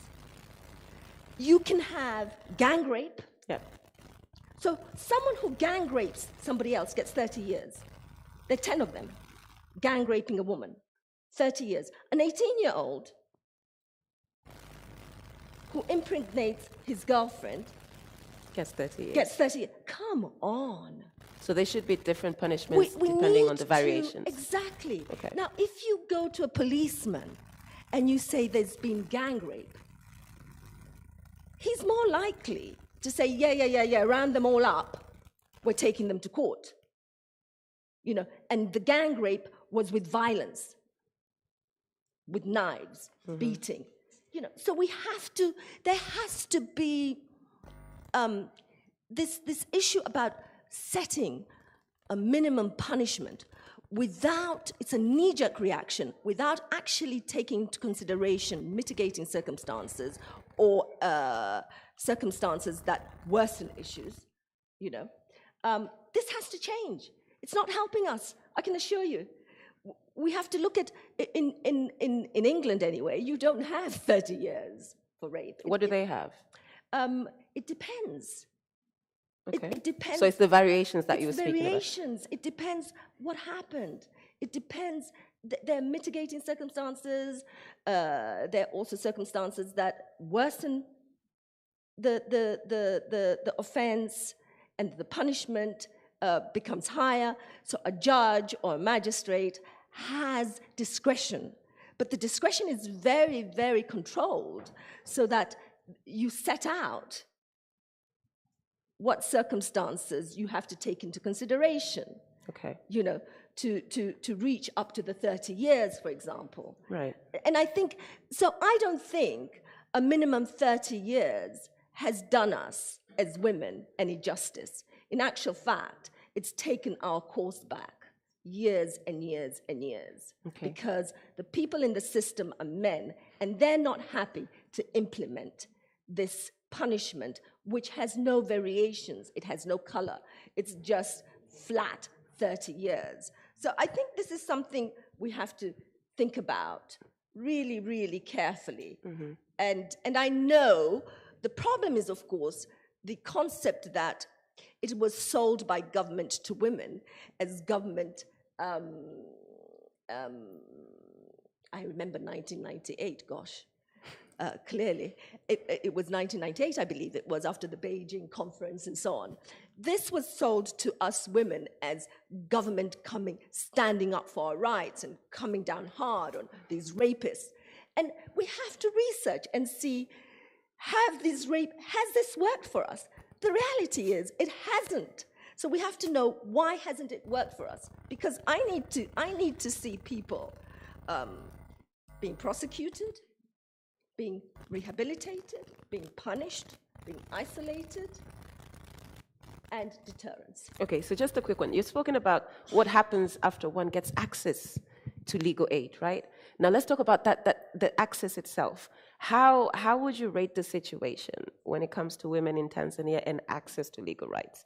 Leave alone what they find when they try to access it. Can they access it? We have organizations like Will Darfur offering legal aid, but how accessible are those services to the majority of Tanzanian women across the piece? Okay, so first of all, I'd like to, I know I'm going to sound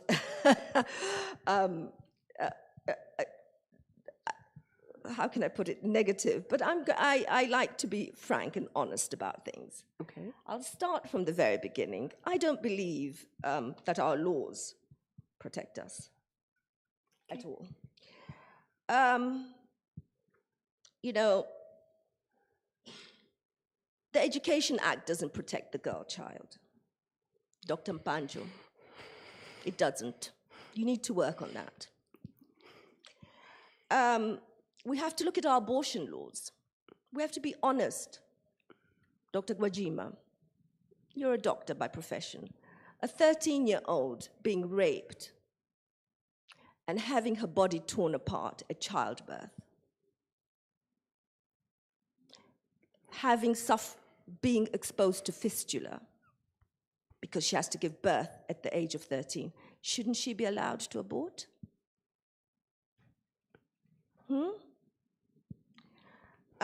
We have to look at right to inherit. Right? Right. We don't have laws here on the mainland with respect to women inheritance. What about online gender-based violence? It just keeps going on, and I don't know how to switch Maybe it they're off. watching live. Maybe I'm they so want to ask sorry. a question. Maybe they're trying to say, no, Fatma, don't say that. So we don't have right to inherit here. Okay. Okay. Women's rights to inherit are not protected. They should be. When I first came back to Tanzania from the United Kingdom as a new lawyer, I was involved in Taula, and we used to do a lot of work for women. And we were calling for we've been calling for an inheritance law since 1992. When I first came back here, we've been calling for inheritance law. The government has done nothing about it. I'm aging. I'm now a 53-year-old. I'm still sitting here waiting. When?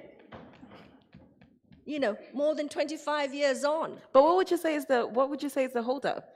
What would you say is the holdup? If we're all about gender mainstreaming and gender equality, what is the holdup? Ask the men. I don't know.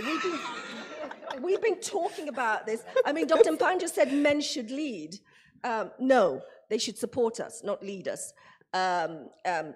We need your support on this. We need you to support us on this. We need this law.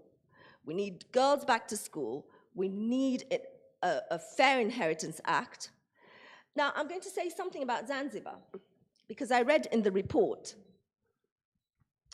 there's a section in the report that talks about the Qadhi's Court Act in Zanzibar and how it doesn't give rights, maintenance rights and EDA rights to women. You've got the wrong act. The Qadhi's Court Act was amended in 2017, and Section 5 of the Qadhi's Court Act gives all these rights: maintenance, EDA, division of matrimonial assets. Sadly, it is according to contribution, financial contribution, but that is Islamic law because we're bound by Islamic law. How do they quantify that, the financial contribution? It's how much you put in. What you put in, you get out. Oh, okay. Yes, so what you put in, you get out. So if you put in as a woman 25%, you'll get 25% out. The problem, though, and this is very important, it works very well for wealthy women. Yeah. It works terribly for women who are housewives, or they maintain the home, okay? So they don't have the finances to put in. But there's also maintenance out when you leave. In Islamic law, it's called muahar. But in Kiswahili, it's called, I'm going to throw this. And that would be my cue to actually say, can you please round up, because I need to, Yeah, in Swahili, it's called kitoka nyumba. Kitoka nyumba. Yes. So if you're a Muslim woman getting divorced in Zanzibar, you are entitled to a lump sum fee to leave the house. They have to pay you. It's either lump sum or maintenance on a monthly basis. And that is not based on the financial contribution that they had? No, it's Okay. your right Okay. as a woman, Okay. including the EDA, including maintenance for the children, and so on. So all these are set out clearly under Islamic law, and whatever gifts your wife, your husband gave you, you get to keep. Right. He cannot take away anything he gave you. So if he bought you a car, he can't just come and take it, and so on. So, or he contributed to building you a house, he can't take that, because whatever a man gives a woman during marriage, he cannot take it back. Now, just a quick one as you finalize, the role of men, because I know you said men need to support us, but how do we go beyond that? How do we actually make this materialize? How do we get them to support us, dismantle the patriarchy, and move together? Because that seems to be the main critical issue for years and years. Well, that's a very difficult question because, patriarchy has not been dismantled, I think, anywhere in the world. It's just a question of how bad it is. In Europe, it's still there. In America, it's still there. I mean, an African-American man became president. A white American woman didn't. So you can see that we're sort of at the bottom of the food chain as women. But so far as patriarchy is concerned, I think the only way we can work on this is through education, but there is a doctrine, a legal doctrine, on how you use legislation. So there's two ways you can use legislation. You either legislate because the society wants changes and then this percolates up, not down, percolates up, and you legislate to make the societal, to reflect societal changes. Right. Or, and this is extremely important, Dr. Mpanjo and Dr. Gwajima, or you can legislate and it can percolate down and create societal changes. So sort of like a spillover effect. Exactly. Okay. So these are the two things you can do, how you can use the tool of legislation. Okay, you legislate either to reflect what the societal needs, or you legislate to create societal changes. Okay. A government that legislates to create societal changes is a government that understands what it wants and has to have guts. It has to have mettle to do it. And our government doesn't? And the question is, and this is the question, and this is the question. Yes. And this is the question. And this is the question. Does our government have the mettle to use legislation to create fundamental shifts in our society? Thank you. Okay, brilliant. So this metal, now going over to Rebecca, we have seen you fight against this metal, right? But we've also seen that one of the key recommendations on changing the minimum age of marriage, which we know you have played such a big role, and congratulations for that, Rebecca, in advocating for. But what do you think is limiting us when it comes to making groundbreaking change? What is not happening, Rebecca? What more do you wish to see from the government, from the stakeholders? Thank you very much, Carol. I think it's afternoon already, if I'm not mistaken. Almost. Okay. Almost. Okay, good morning, good afternoon. It's such a pleasure to be here and contribute on this topic. Well, maybe to go straight to the question, I think we might want to learn or be reminded that the process, which I would also borrow Fatma's words, the process to legislate, because somehow the government saw the issue of child marriage, started as far as 1990s. When the Nyerere Commission gave out the report detailing on some of the bad laws in the country. The Law of Marriage Act was among the laws which was clearly listed in that report, and specifically also indicating issues of child marriages. So you would say from 1992 to now, which I would say is almost the same time as the law of inheritance you were talking about, and the action that we decided to take in 2016, because we saw minimal progress, despite of the fact that the issue of child marriage was really affecting a lot of girls in Tanzania. We thought we wanted to see a more bold action, to amending this law. So the question as to why from 2019 to 2022, as we are speaking right now, the government is yet to codify the changes or the amendment that the Court of Appeal actually directed to the government, I think it speaks a lot of volume about the non-adherence to the rule of law in our country. Because under the principle of rule of law, judicial independence is important to the doctrine of the separation of power. And when you have the Court of Appeal directing the Parliament through the Attorney General to amend this law within 1 year, and then 1 year lapses, and then you see discussion in the Parliament that we need to go back to the community to conduct consultation so that the community members can actually say, what is their stand on the amendment. I think it speaks volume to the issues of judicial independence, rule of law, and how as a country we are living the doctrine of separation of power.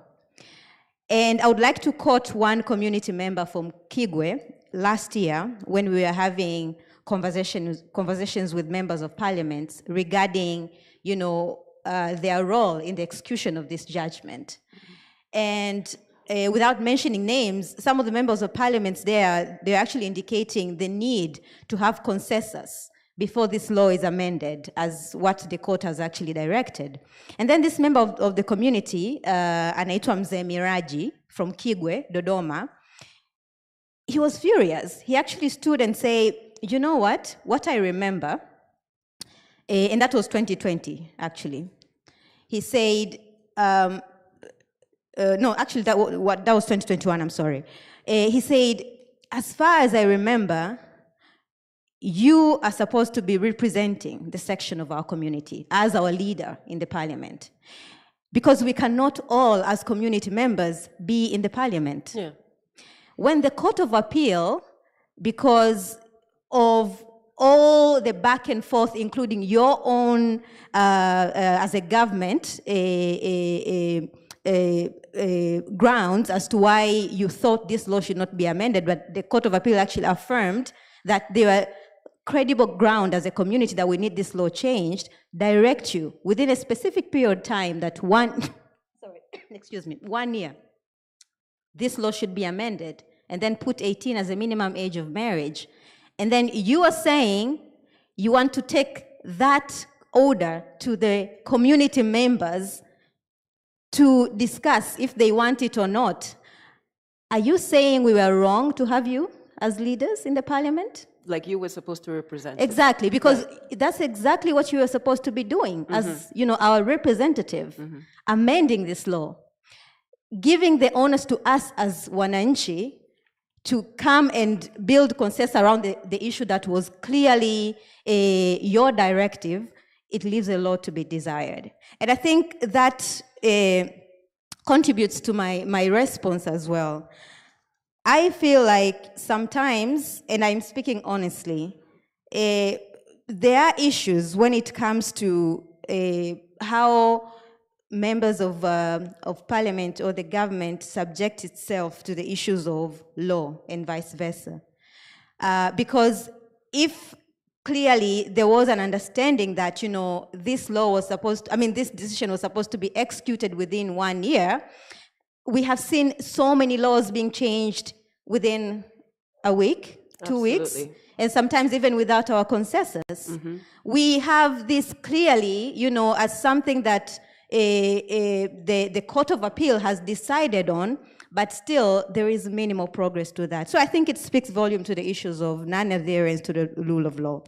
And another thing that I wanted to speak about, which I know many people sometimes talk about, is the issue of compromise. That maybe government want to compromise, with issues of... on what? What are they That's what I'm trying on? to explain. They're trying to compromise with religion, with a traditional section of our communities. But in 2020, I was lucky enough through the support of UN Women Tanzania to be in a delegation with some of the members of the government. And we traveled to Abu Dhabi, the United Arab Emirates. And I think many of us know it's an Islamic state. But they have 18 as a minimum age of marriage. So sometimes we also need to question the issue of religion really. Is it just our own interpretation, or it has to do with how maybe also our commitment and political will is to this issue? But secondly, you look at neighboring countries like Malawi, for instance, or countries like Zimbabwe. Malawi is hugely traditional, and they're proud of that. But they were able to amend their law through parliament.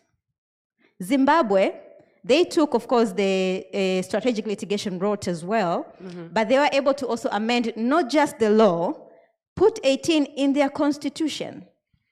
So what, to your question, what is limiting us in making this groundbreaking change? I would say first is that our non-adherence to the rule of law, but also understanding issues of, separation of power, and the power that the MPs actually are vested in our constitution, to actually implement this law, enforce, execute this ruling.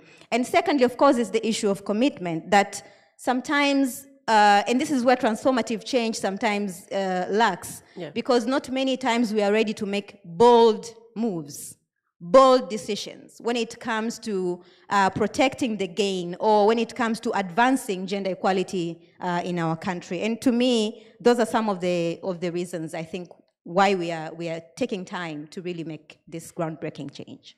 Thank you for that, Rebecca.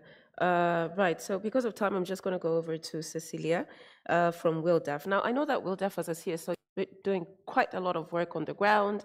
You've tried to go to rural areas with the caravan you have so many initiatives, but what would you say is the key barrier when it comes to ending violence against women, considering that you're part of the National Plan of Action against, in the elimination of violence against women? Thanks, Carol, for the question. As WILDAF, being also part of the implementers and also working very closely with the Ministry of Community Development, and also part of the technical team as well of the NPA back to the national level, what we've come to understand as a challenge and the biggest barrier that prevents from the realization of the National Plan of Action to end gender-based violence is the players themselves understanding their roles and responsibilities.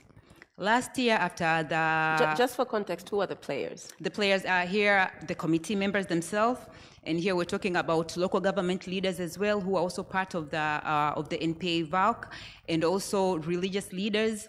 There are also paralegals in it, and there are also teachers and CSOs as well as a partner who are working closely with these committees. Okay. So these players, most of them, if not all, do not understand their roles and responsibilities in preventing and response to gender-based violence.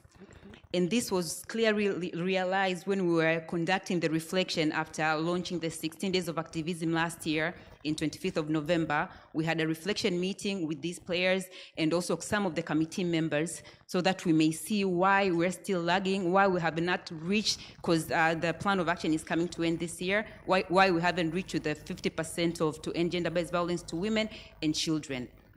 And most of them admitted that they did not understand their roles or responsibilities because they have not been capacitated to do so. So this is a challenge that there are these committees which are formed, but are they effective? Are they efficient? So with this, and this is also evident with some of the committees that we engage with. And I had an experience with a committee in Rungwe in Bear, where we are implementing a project there. In this committee in Rungwe, they've had various interventions, they've received training. So even when we were engaging with them, you could see that they really understood their roles and they really understood their responsibilities. And even in the former deputy minister of, by then it was Health and Community Development, Miss Mwanhamisi, Ali Hussein, I think, visited and she saw that it was exemplary. But in that same district, there's another municipality because there's Rungwe and there is Busokelo. In Busokelo, they've never received an intervention and they're expected to be holding these the quarterly meetings. Okay. And even in the meeting, they cannot even comprehend what they're supposed to do. So this is a call also to stakeholders and to partners, development partners that we're working with. Before engaging with them in these quarterly meetings, they have to be made well aware of their roles and their responsibilities to understand so that they can be in a position to implement. Because even some of them live in the society, well, if they're not aware that what they're doing or their action amounts to gender-based violence. But also another barrier is also in capacity in sectors like in the police gender and children desk. We know that they're being established, they're there, but are they capacitated to handle, and are these police gender and children desks have the proper infrastructure to ensure that they cater for all people who go there? Because now the minister is right here, Dorothy Gwajima, with the special group need, the special need.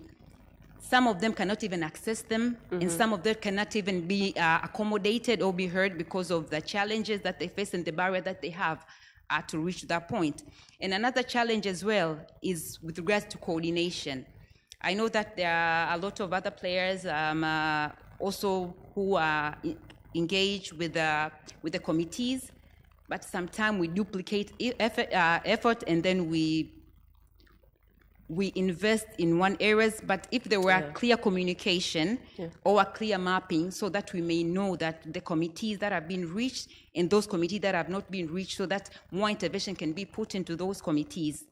And also just to respond on what my learned sister Fatma Karume here was saying about these cases being reported, but the government is not doing anything. Sometime in the way when we're dealing with the families of survivors and the survivors themselves, they become non-cooperative. And we know that we need their cooperation so that we can prosecute the perpetrators to the full extent of the law. And this is also due to cultural norms which are there, that, okay, all other things are taboo, that an act of violence is committed to a child, maybe in a family, and they want to keep it protected, and they don't want to come out and report it. So that's a challenge that we also have to deal with. And Rebecca mentioned about religious leaders and their approach on and their stand on underage girls being married. Right. This is an area as well which I see as an opportunity to include them more and to have more intervention with religious leaders so that they may understand. Because I know in areas where we had not a one-day training, two-day training, but more than 3 to 4 days, they get to that understanding, and they've made commitment, and they even made action plans that they're going to be using their platform to advocate for rights and also to discourage such norms which are continuing. But still, the effort is little, and the areas of coverage is still little, so a lot needs to be done to ensure that they get well engaged, and also we include all other stakeholders so that this can be supported. Also, I'd like to raise on a point where Honourable Dorothy Gwajima visited the coalition, Mkuki Coalition, GBV Coalition, which is coordinated by us, WILDAF. It was this year in February. She visited our office at WILDAF and also at Kipunguni. And then she saw some of the practices that we do to ensure that we include the community from the grassroots level and that they are all well coordinated. And after that, as a result of that, she also formed a task force. And now we are actually in the process of working with our concept notes. There are 2 task forces that are formed, one of them which is strictly GBV and how the implementation of Mtakua, and another one, I know you are part of it as well, Carol, it was on digital technology. Yeah. Which we'll be having our meeting this week on Friday. And with this, we were tasked by the minister to see the challenges and to see how, as a whole, just the CSO, the government, and other stakeholders can come up with a presentation which we are sure that we'll be presenting to her this month in April, so that we can see that we're on the same page and how we can move from there. Okay. And back also on reforms on the laws as well. I know this has been a very long process. I agree with my lady sister, Fatuma Karume, and also Rebecca, but still there's another intervention. Fatuma, I wish you could join it. It's called Kikuhami. That Kikuhami also is also coordinated by WILDF as well, which we are also advocating for the change of the law of inheritance. And last week I was in Dodoma, where we had the privilege. By then he was the Minister of Constitutional Affairs and Constitutional Affairs and Legal, and also the Deputy Minister, who also called us as well, so that we can see what is not going right, because it has been a long process and it has been continuous engagement. But we believe now, with the commitment that the government is showing and the effort that they have made, it might lead to where we want to be, or to where we wish to be as well. And just to stress as well, as you finalize, as we finalize, like when we talk about gender-based violence, and this is something that we've experienced when we're dealing with police officers and also other stakeholders, they're only limited to physical and sexual, but there's psychological violence as well. And again, Carol, this was a case that was referred to us by you, where when we went to intervene, the police from the gender and women desk was saying she's okay, she's not harmed. But after we talked to her and after we interviewed her, we saw that she was distraught and she was not okay psychologically, and we felt that it would be prudent for her to be removed. So another challenge presented itself there, that we have lack of safe houses. So from there, we have lack of safe houses, and we had to give her harbor till she was okay, till she could orient herself and continue. So it's a call for all of us also to give the weight it requires when it comes to other forms of gender-based violence, and not just physical and sexual, but there's also psychological, which is not spoken and which is just viewed as something minor, but it's a very, very, very, very serious thing in our community. Thank you so much for that, Cecilia, and thank you for bringing to light online gender-based violence, but also the interventions that you guys are carrying out when it comes to addressing GBV in the country. Right, last but not least, Dada Lucy. I know that UN Women has been doing quite a lot of work. You're the key stakeholder in this area when it comes to development partners and international organizations in Tanzania. But from can you talk to us about the distinctions between mainland Tanzania and Zanzibar? Why is the data varying, first of all? Why is the outcome varying? Why are we seeing a different situation in Zanzibar compared to Tanzania mainland? Thank you so much, Carol, and thank you, World Bank, for bringing in this kind of a dialogue. This is among the few dialogues that have been organized, and I could see now different stakeholders are sharing their experience, but also based on the assessment that have been conducted. I could say there's not much of vary rather than implementation, because when you look at the experience and actually the prevalence is there. And you can't say 14% the prevalence is low, the violence is violence. Whether it's 1, it's 2, it's 3, it's 4, violence is violence. So in this case, we could see in Zanzibar, the issue is the government ownership. I could see it has been becoming a big issue, a priority. And the ownership is not only at the higher level, it's also at the lower level. But also when you look at the similarities with Zanzibar, they also have the National Plan of Action, National Action Plan. They have also committed staff who have been following up. The coordination structures and system are being strengthened. And also we could see at some point in Zanzibar, there is a little bit of reallocation of resources in terms of implementation and the integration within their development plans.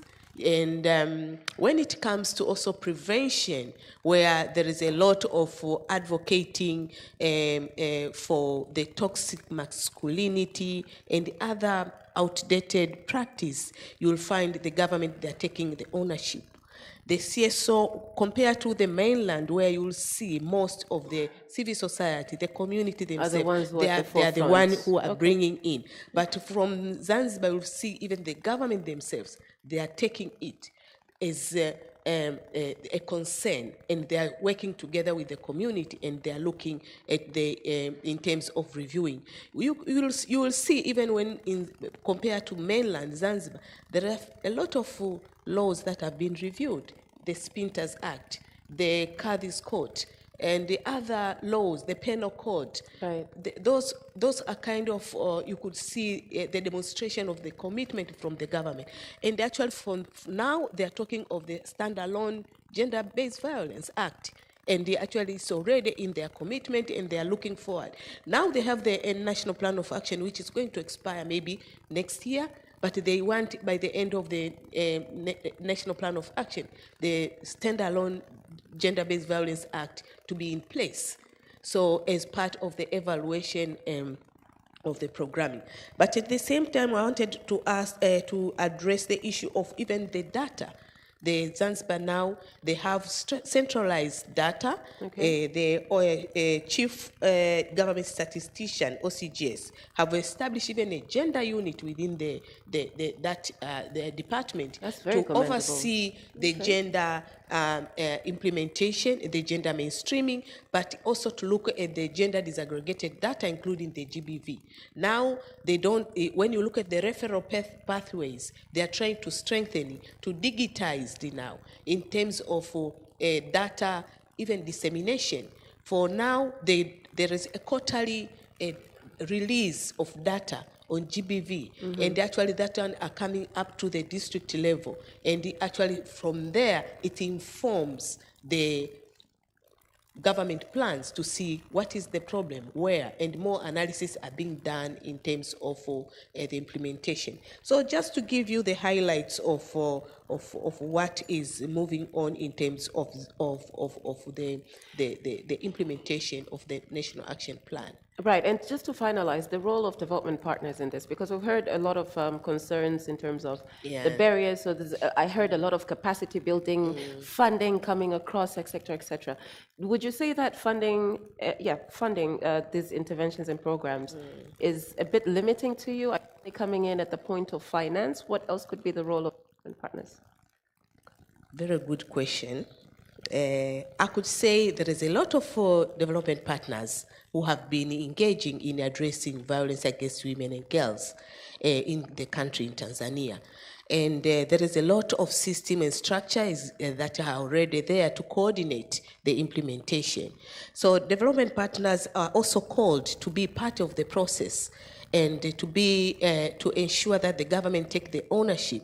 Shouldn't be the donor-driven agenda rather than the government-driven agenda. So that could be also a takeoff from us as development partners to ensure that we also look at the priorities within the government. What is the priority? What are the areas?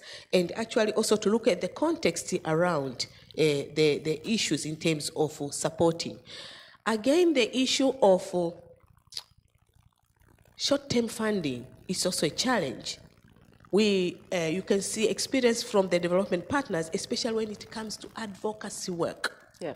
People feel like it's engage a lot of resources, time-consuming, and you might not find the impact over a year. Also, they need to report with their funds. So at the end of the day, they are looking at the construction, in which sometimes the mindset is the big issue rather than the construction. People, if they change their mindset, the construction might not be useful. Nobody will go there because if people understand, maybe few of them. So also, we need also to look at the long-term way of supporting the initiative by the government. We should also take the advocacy as also a cornerstone to change people's mind so that people can also become part and parcel of the process. The other issue I wanted also to raise in terms of role of development partners is coordination among themselves. Let's join the efforts, joint programming, looking at our comparative advantage. UN agency, they work development partner, bilateral partner, international organization, let's join the efforts and support for the implementation, whether it's response, whether it's prevention. Yeah. Let's also work together and looking at our our comparative advantage, but also division of labor among ourselves. Some of the development partners have area of expertise. Some of them, they don't. Some of them, they work in different sectors. So let's collect ourselves, have one package rather than have a piecemeal intervention. Right. That is much I could say in terms of the role of development partners. Just to give you an example, is the advantage of Tanzania, the beauty of Tanzania. Tanzania is also have a very good reputation in terms of joint programming, even within the government. The joint assistance strategy of 2000, I could say 20 years back, was a good example in terms of coordination between the government and the development partners. You could see the development partners now, they have their own working groups. They have DPG Gender, DPG Health, HIV and AIDS, and so many other sectorial working groups. Need to work together, join, give government the ownership, prioritize the government, and also support them on the ground, from the national level down to the local level. And it shouldn't be only ad hoc activities. Okay. The other issues also I want to finalize is about the development partners. We understand most of the development partners, they have their own gender strategy from their respective country. So we should also ensure that all those gender strategy and the action plan, like the one which now we are looking at the gender assessment within the World Bank. Let's try to ensure that we domesticate, we integrate into our programming with the respective countries or partners, stakeholders. Thank you. Thank you, Dada Lucy. Not to rush you off, but we're really behind time, and I'm informed that the Honourable Minister has to leave. So 1 minute, Tandandera, please close it off for us. Thank you very much. I just wanted to take off from Lucy. Thank you. What you're saying to stakeholder is what the government is saying now to stakeholders. I want to take off from Dada Fatuma. You need to integrate law and culture to be able to change. As an anthropologist, I always see regulations and policies alone without change of the attitude and mind, which is a long-term issue, is not difficult. So I would like to answer your question in short, because I have a few minutes. Does the government have the metal? Yes, we have the metal. Her Excellence Samia Suluhu Hassan, you very well understand that she had recently already done what others have not done. Take girls back to school. That is a step. But beside that, she has been able to create a Generation Equality Forum, which has a chair and members, and it's working towards gender economic empowerment. She has started to do that. This is a process that cannot be done in one day. Let's give her a chance to do more. A lot of programs are already working. And you know what great she has done? We have the Ministry of Community Development, Gender, Women, and Special Group. That means she has developed a tool to do all the things we've been talking here. Besides the challenges and success, she has created the tool for that. Thank you. Thank you. Amesahau kitu kimoja, kumshukuru raisi, si ndio? Apparently that's the trend. But anyways, thank you very much, Dr. Nandera. I wish I could have given you 1 more minute as the panelists to actually give. Unfortunately, I can't because I have to have Nova now. Really, we will keep the conversation going, but I just want to ask if we have any questions from the online platform. Anything from YouTube? That's good. Thank you, because that saves us enough time. Right, so thank you very much, our panelists, for that great discussion. I would highly encourage all of us, since we have lunch, we can still mingle, we can still engage, we can still continue to converse on the issue. I would like to now welcome you to step off the stage. A round of applause, please, for our panelists. Thank you very much.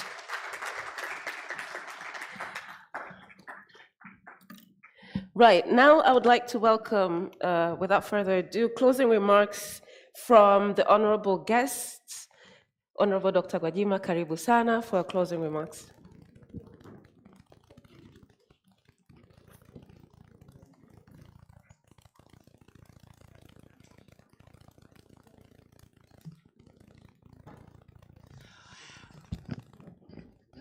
Jamhuri ya Muungano wa Tanzania.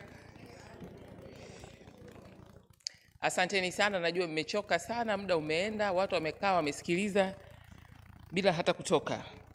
So just for the benefit of those online and those who can't hear Swahili, let me try to speak in English in a brief, just 3 to 4 minutes. I'm not intending to take a lot of time because I believe everything has been said adequately. May I take this opportunity to thank all the participants of this forum, of this event today, from even those who are online following us and you who managed to attend the physical. I thank the panel team, both teams. They were very organized, and it was exciting today to meet Fatuma Karume, our activist. Thank you very much. And I'm sad that she has been waiting for many years to hear something changed from the law. But let me assure you that that's why President Samia Suluhu Hassan has decided to establish a full-fledged ministries to go deeper to see these challenges on how to address. So I inspire you, keep dreaming, keep expecting, and we will move together from today and onwards so that we can get to experiences and from all other panelists. This assessment report, we can agree it has opened up our minds so that to make us able to see how far we have excelled in fighting to combat gender-based violence. We have been able to see what is the gap and figure out how we can go ahead as a team to ensure that what we expect to be vividly comes 2025. From the opening remarks given by myself and Dr. Mara Warwick, in the panel discussion, we have raised many issues and discussed here. It seems people know what is the problem. People, they know how to go forward, and they are able to join hands with the government to have this journey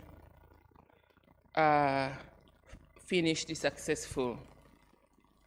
I would like to repeat all the points raised by the panel.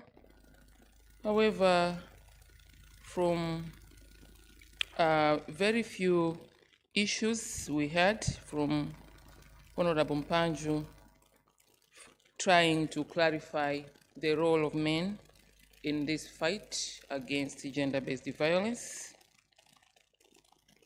And the others said, also he added what the government so far has been doing in different times, in various settings, to ensure gender violence is ended.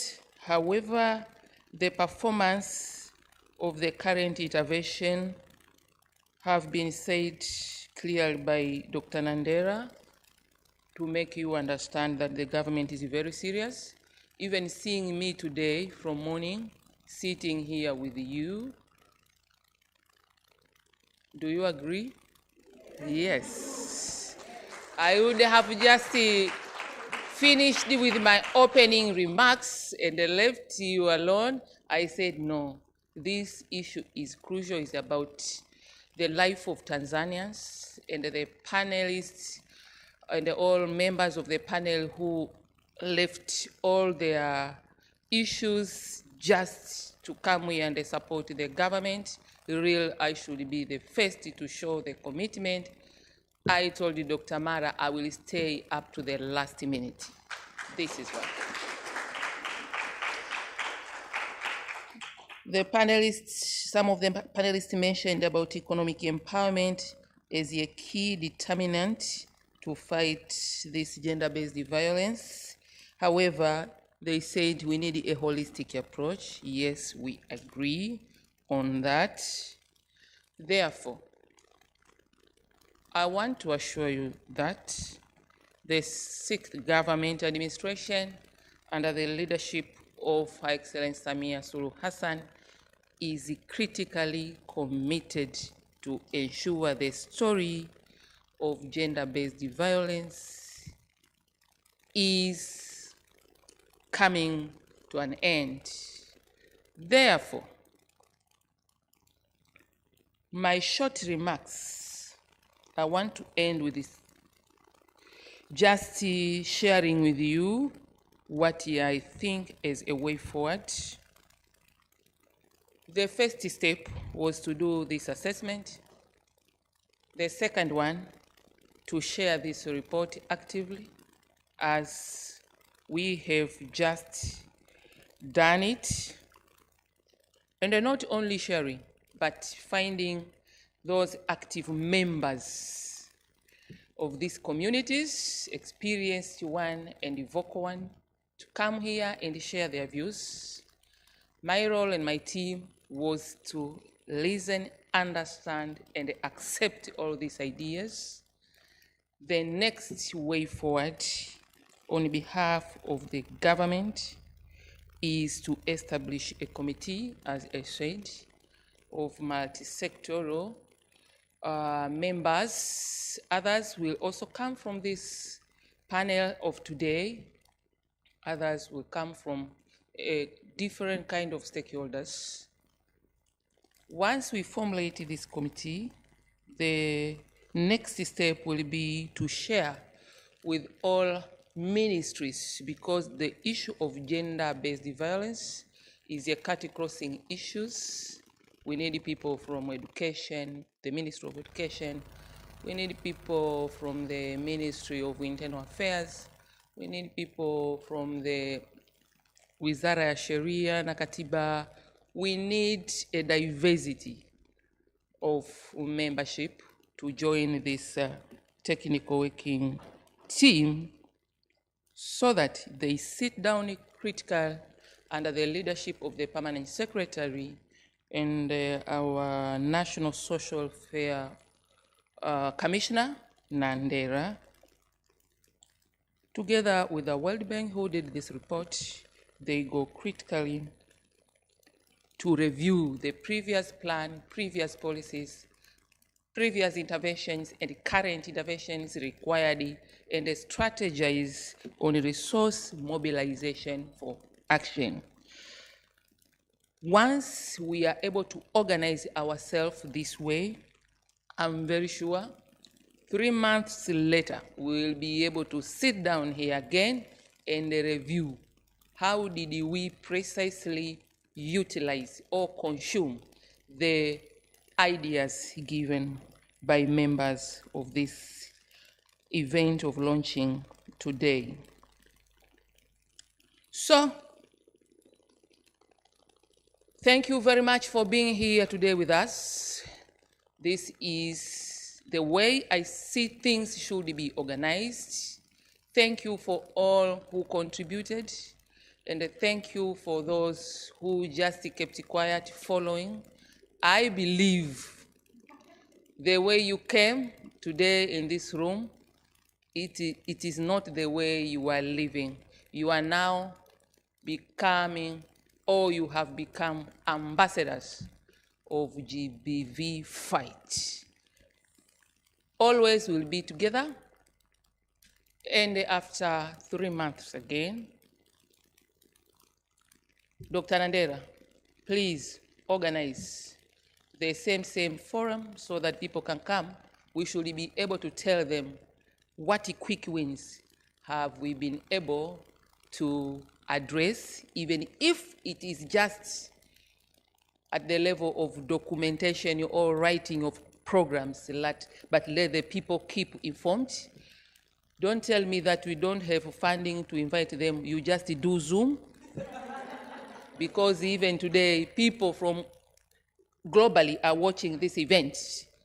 Only through systematic follow-up, monitoring and evaluation, trying to move as a team, inspiring each one will be able to make all those difficulties experienced by my friend Fatuma Karume possible. With these few remarks, thank you very much. Have a good afternoon.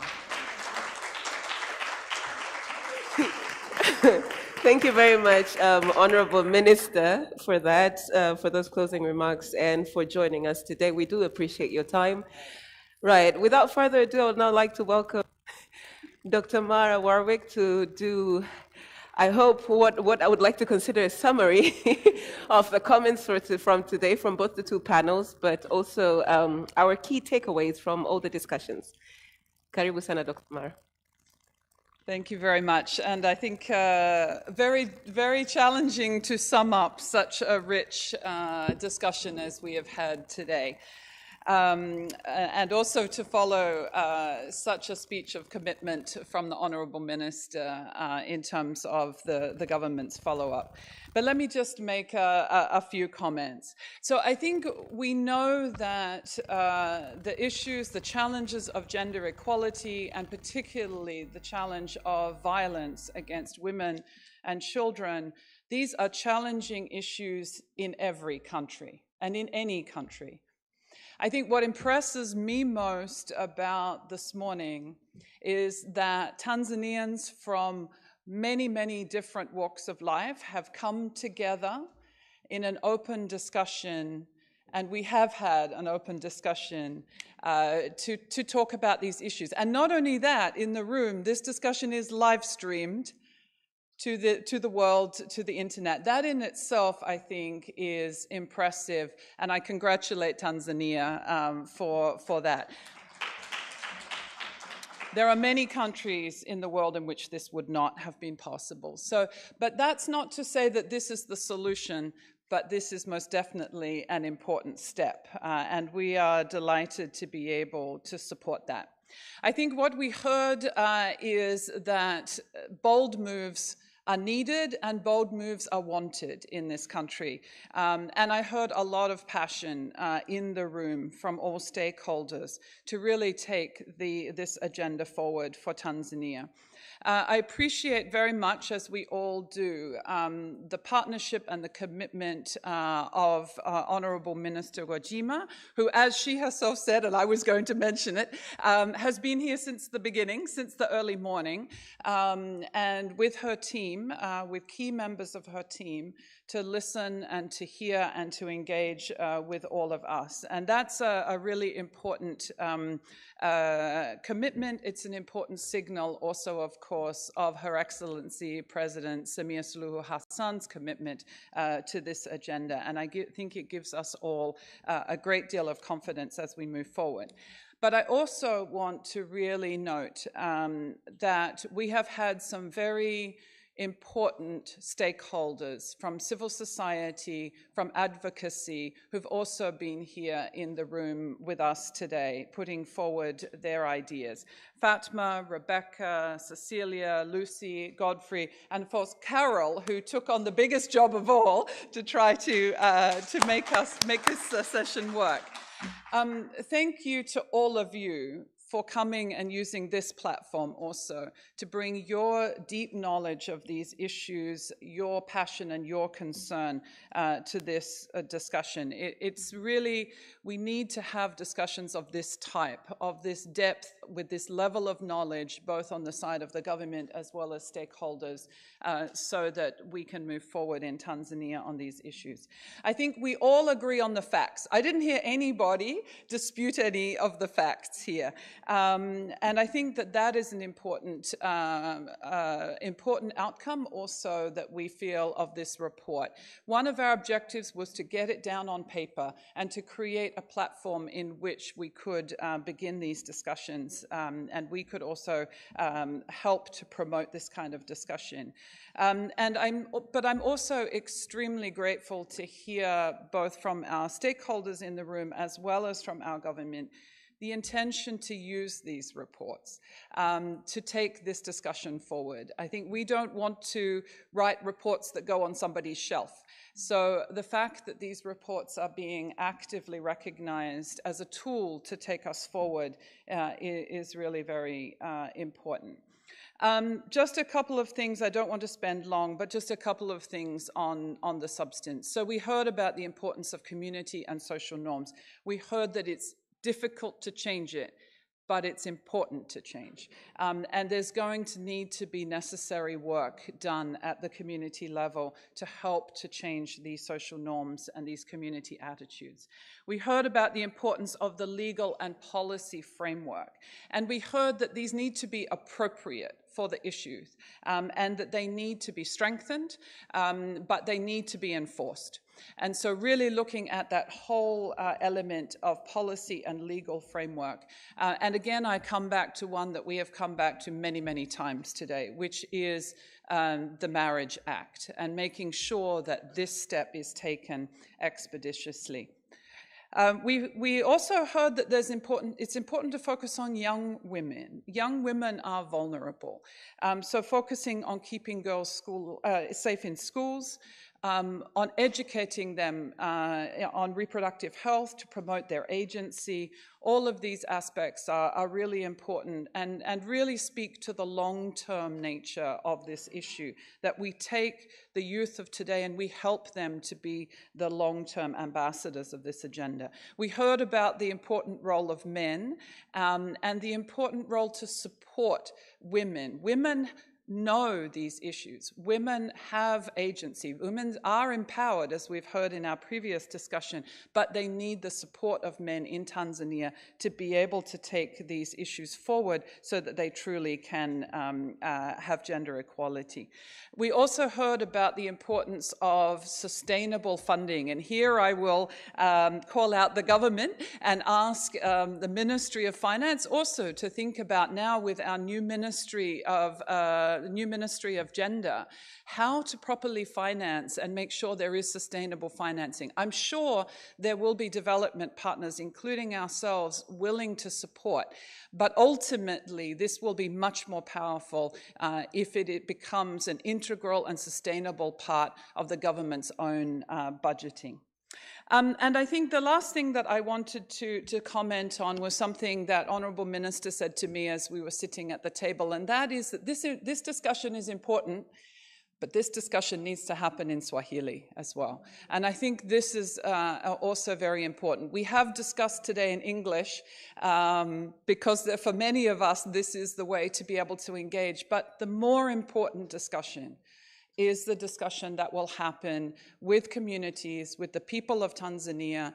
It will happen in Swahili. And I think we need to also think, all of us in the room here, think about ways that we can also help to promote that discussion, to take it down to the community level in a way that is effective. And that does also mean language. My final word, the World Bank is here to support. You are here to lead, we are here to support. This is a high priority for us and you can count on it. Thank you very much. Very much for that, Dr. Mara. And it's a good affirmation of the support from the World Bank. So we're looking forward to that meeting after 3 months, to be called upon. We're looking forward to the committees and the task force, and hopefully these ones won't just be committees and task force, quote unquote. We would actually see more an interministerial technical committee. Wow, I like that Bonaventure. Right, so I am reminded to inform you that the hard copies of the report are outside. You can grab yours as you walk out. And for those who are interested in lunch, please grab your coupon from our team. They will be outside as well, handing those over. But Apart from that, thank you so much for being here. Thank you so much for being present. Again, we apologize for running over time. As a moderator, so many times I wanted to cut off the panelists, but I'm like, okay, no, this is very important. We got to let them speak. So again, we apologize for that. But other than that, asante sana and karibuni to lunch.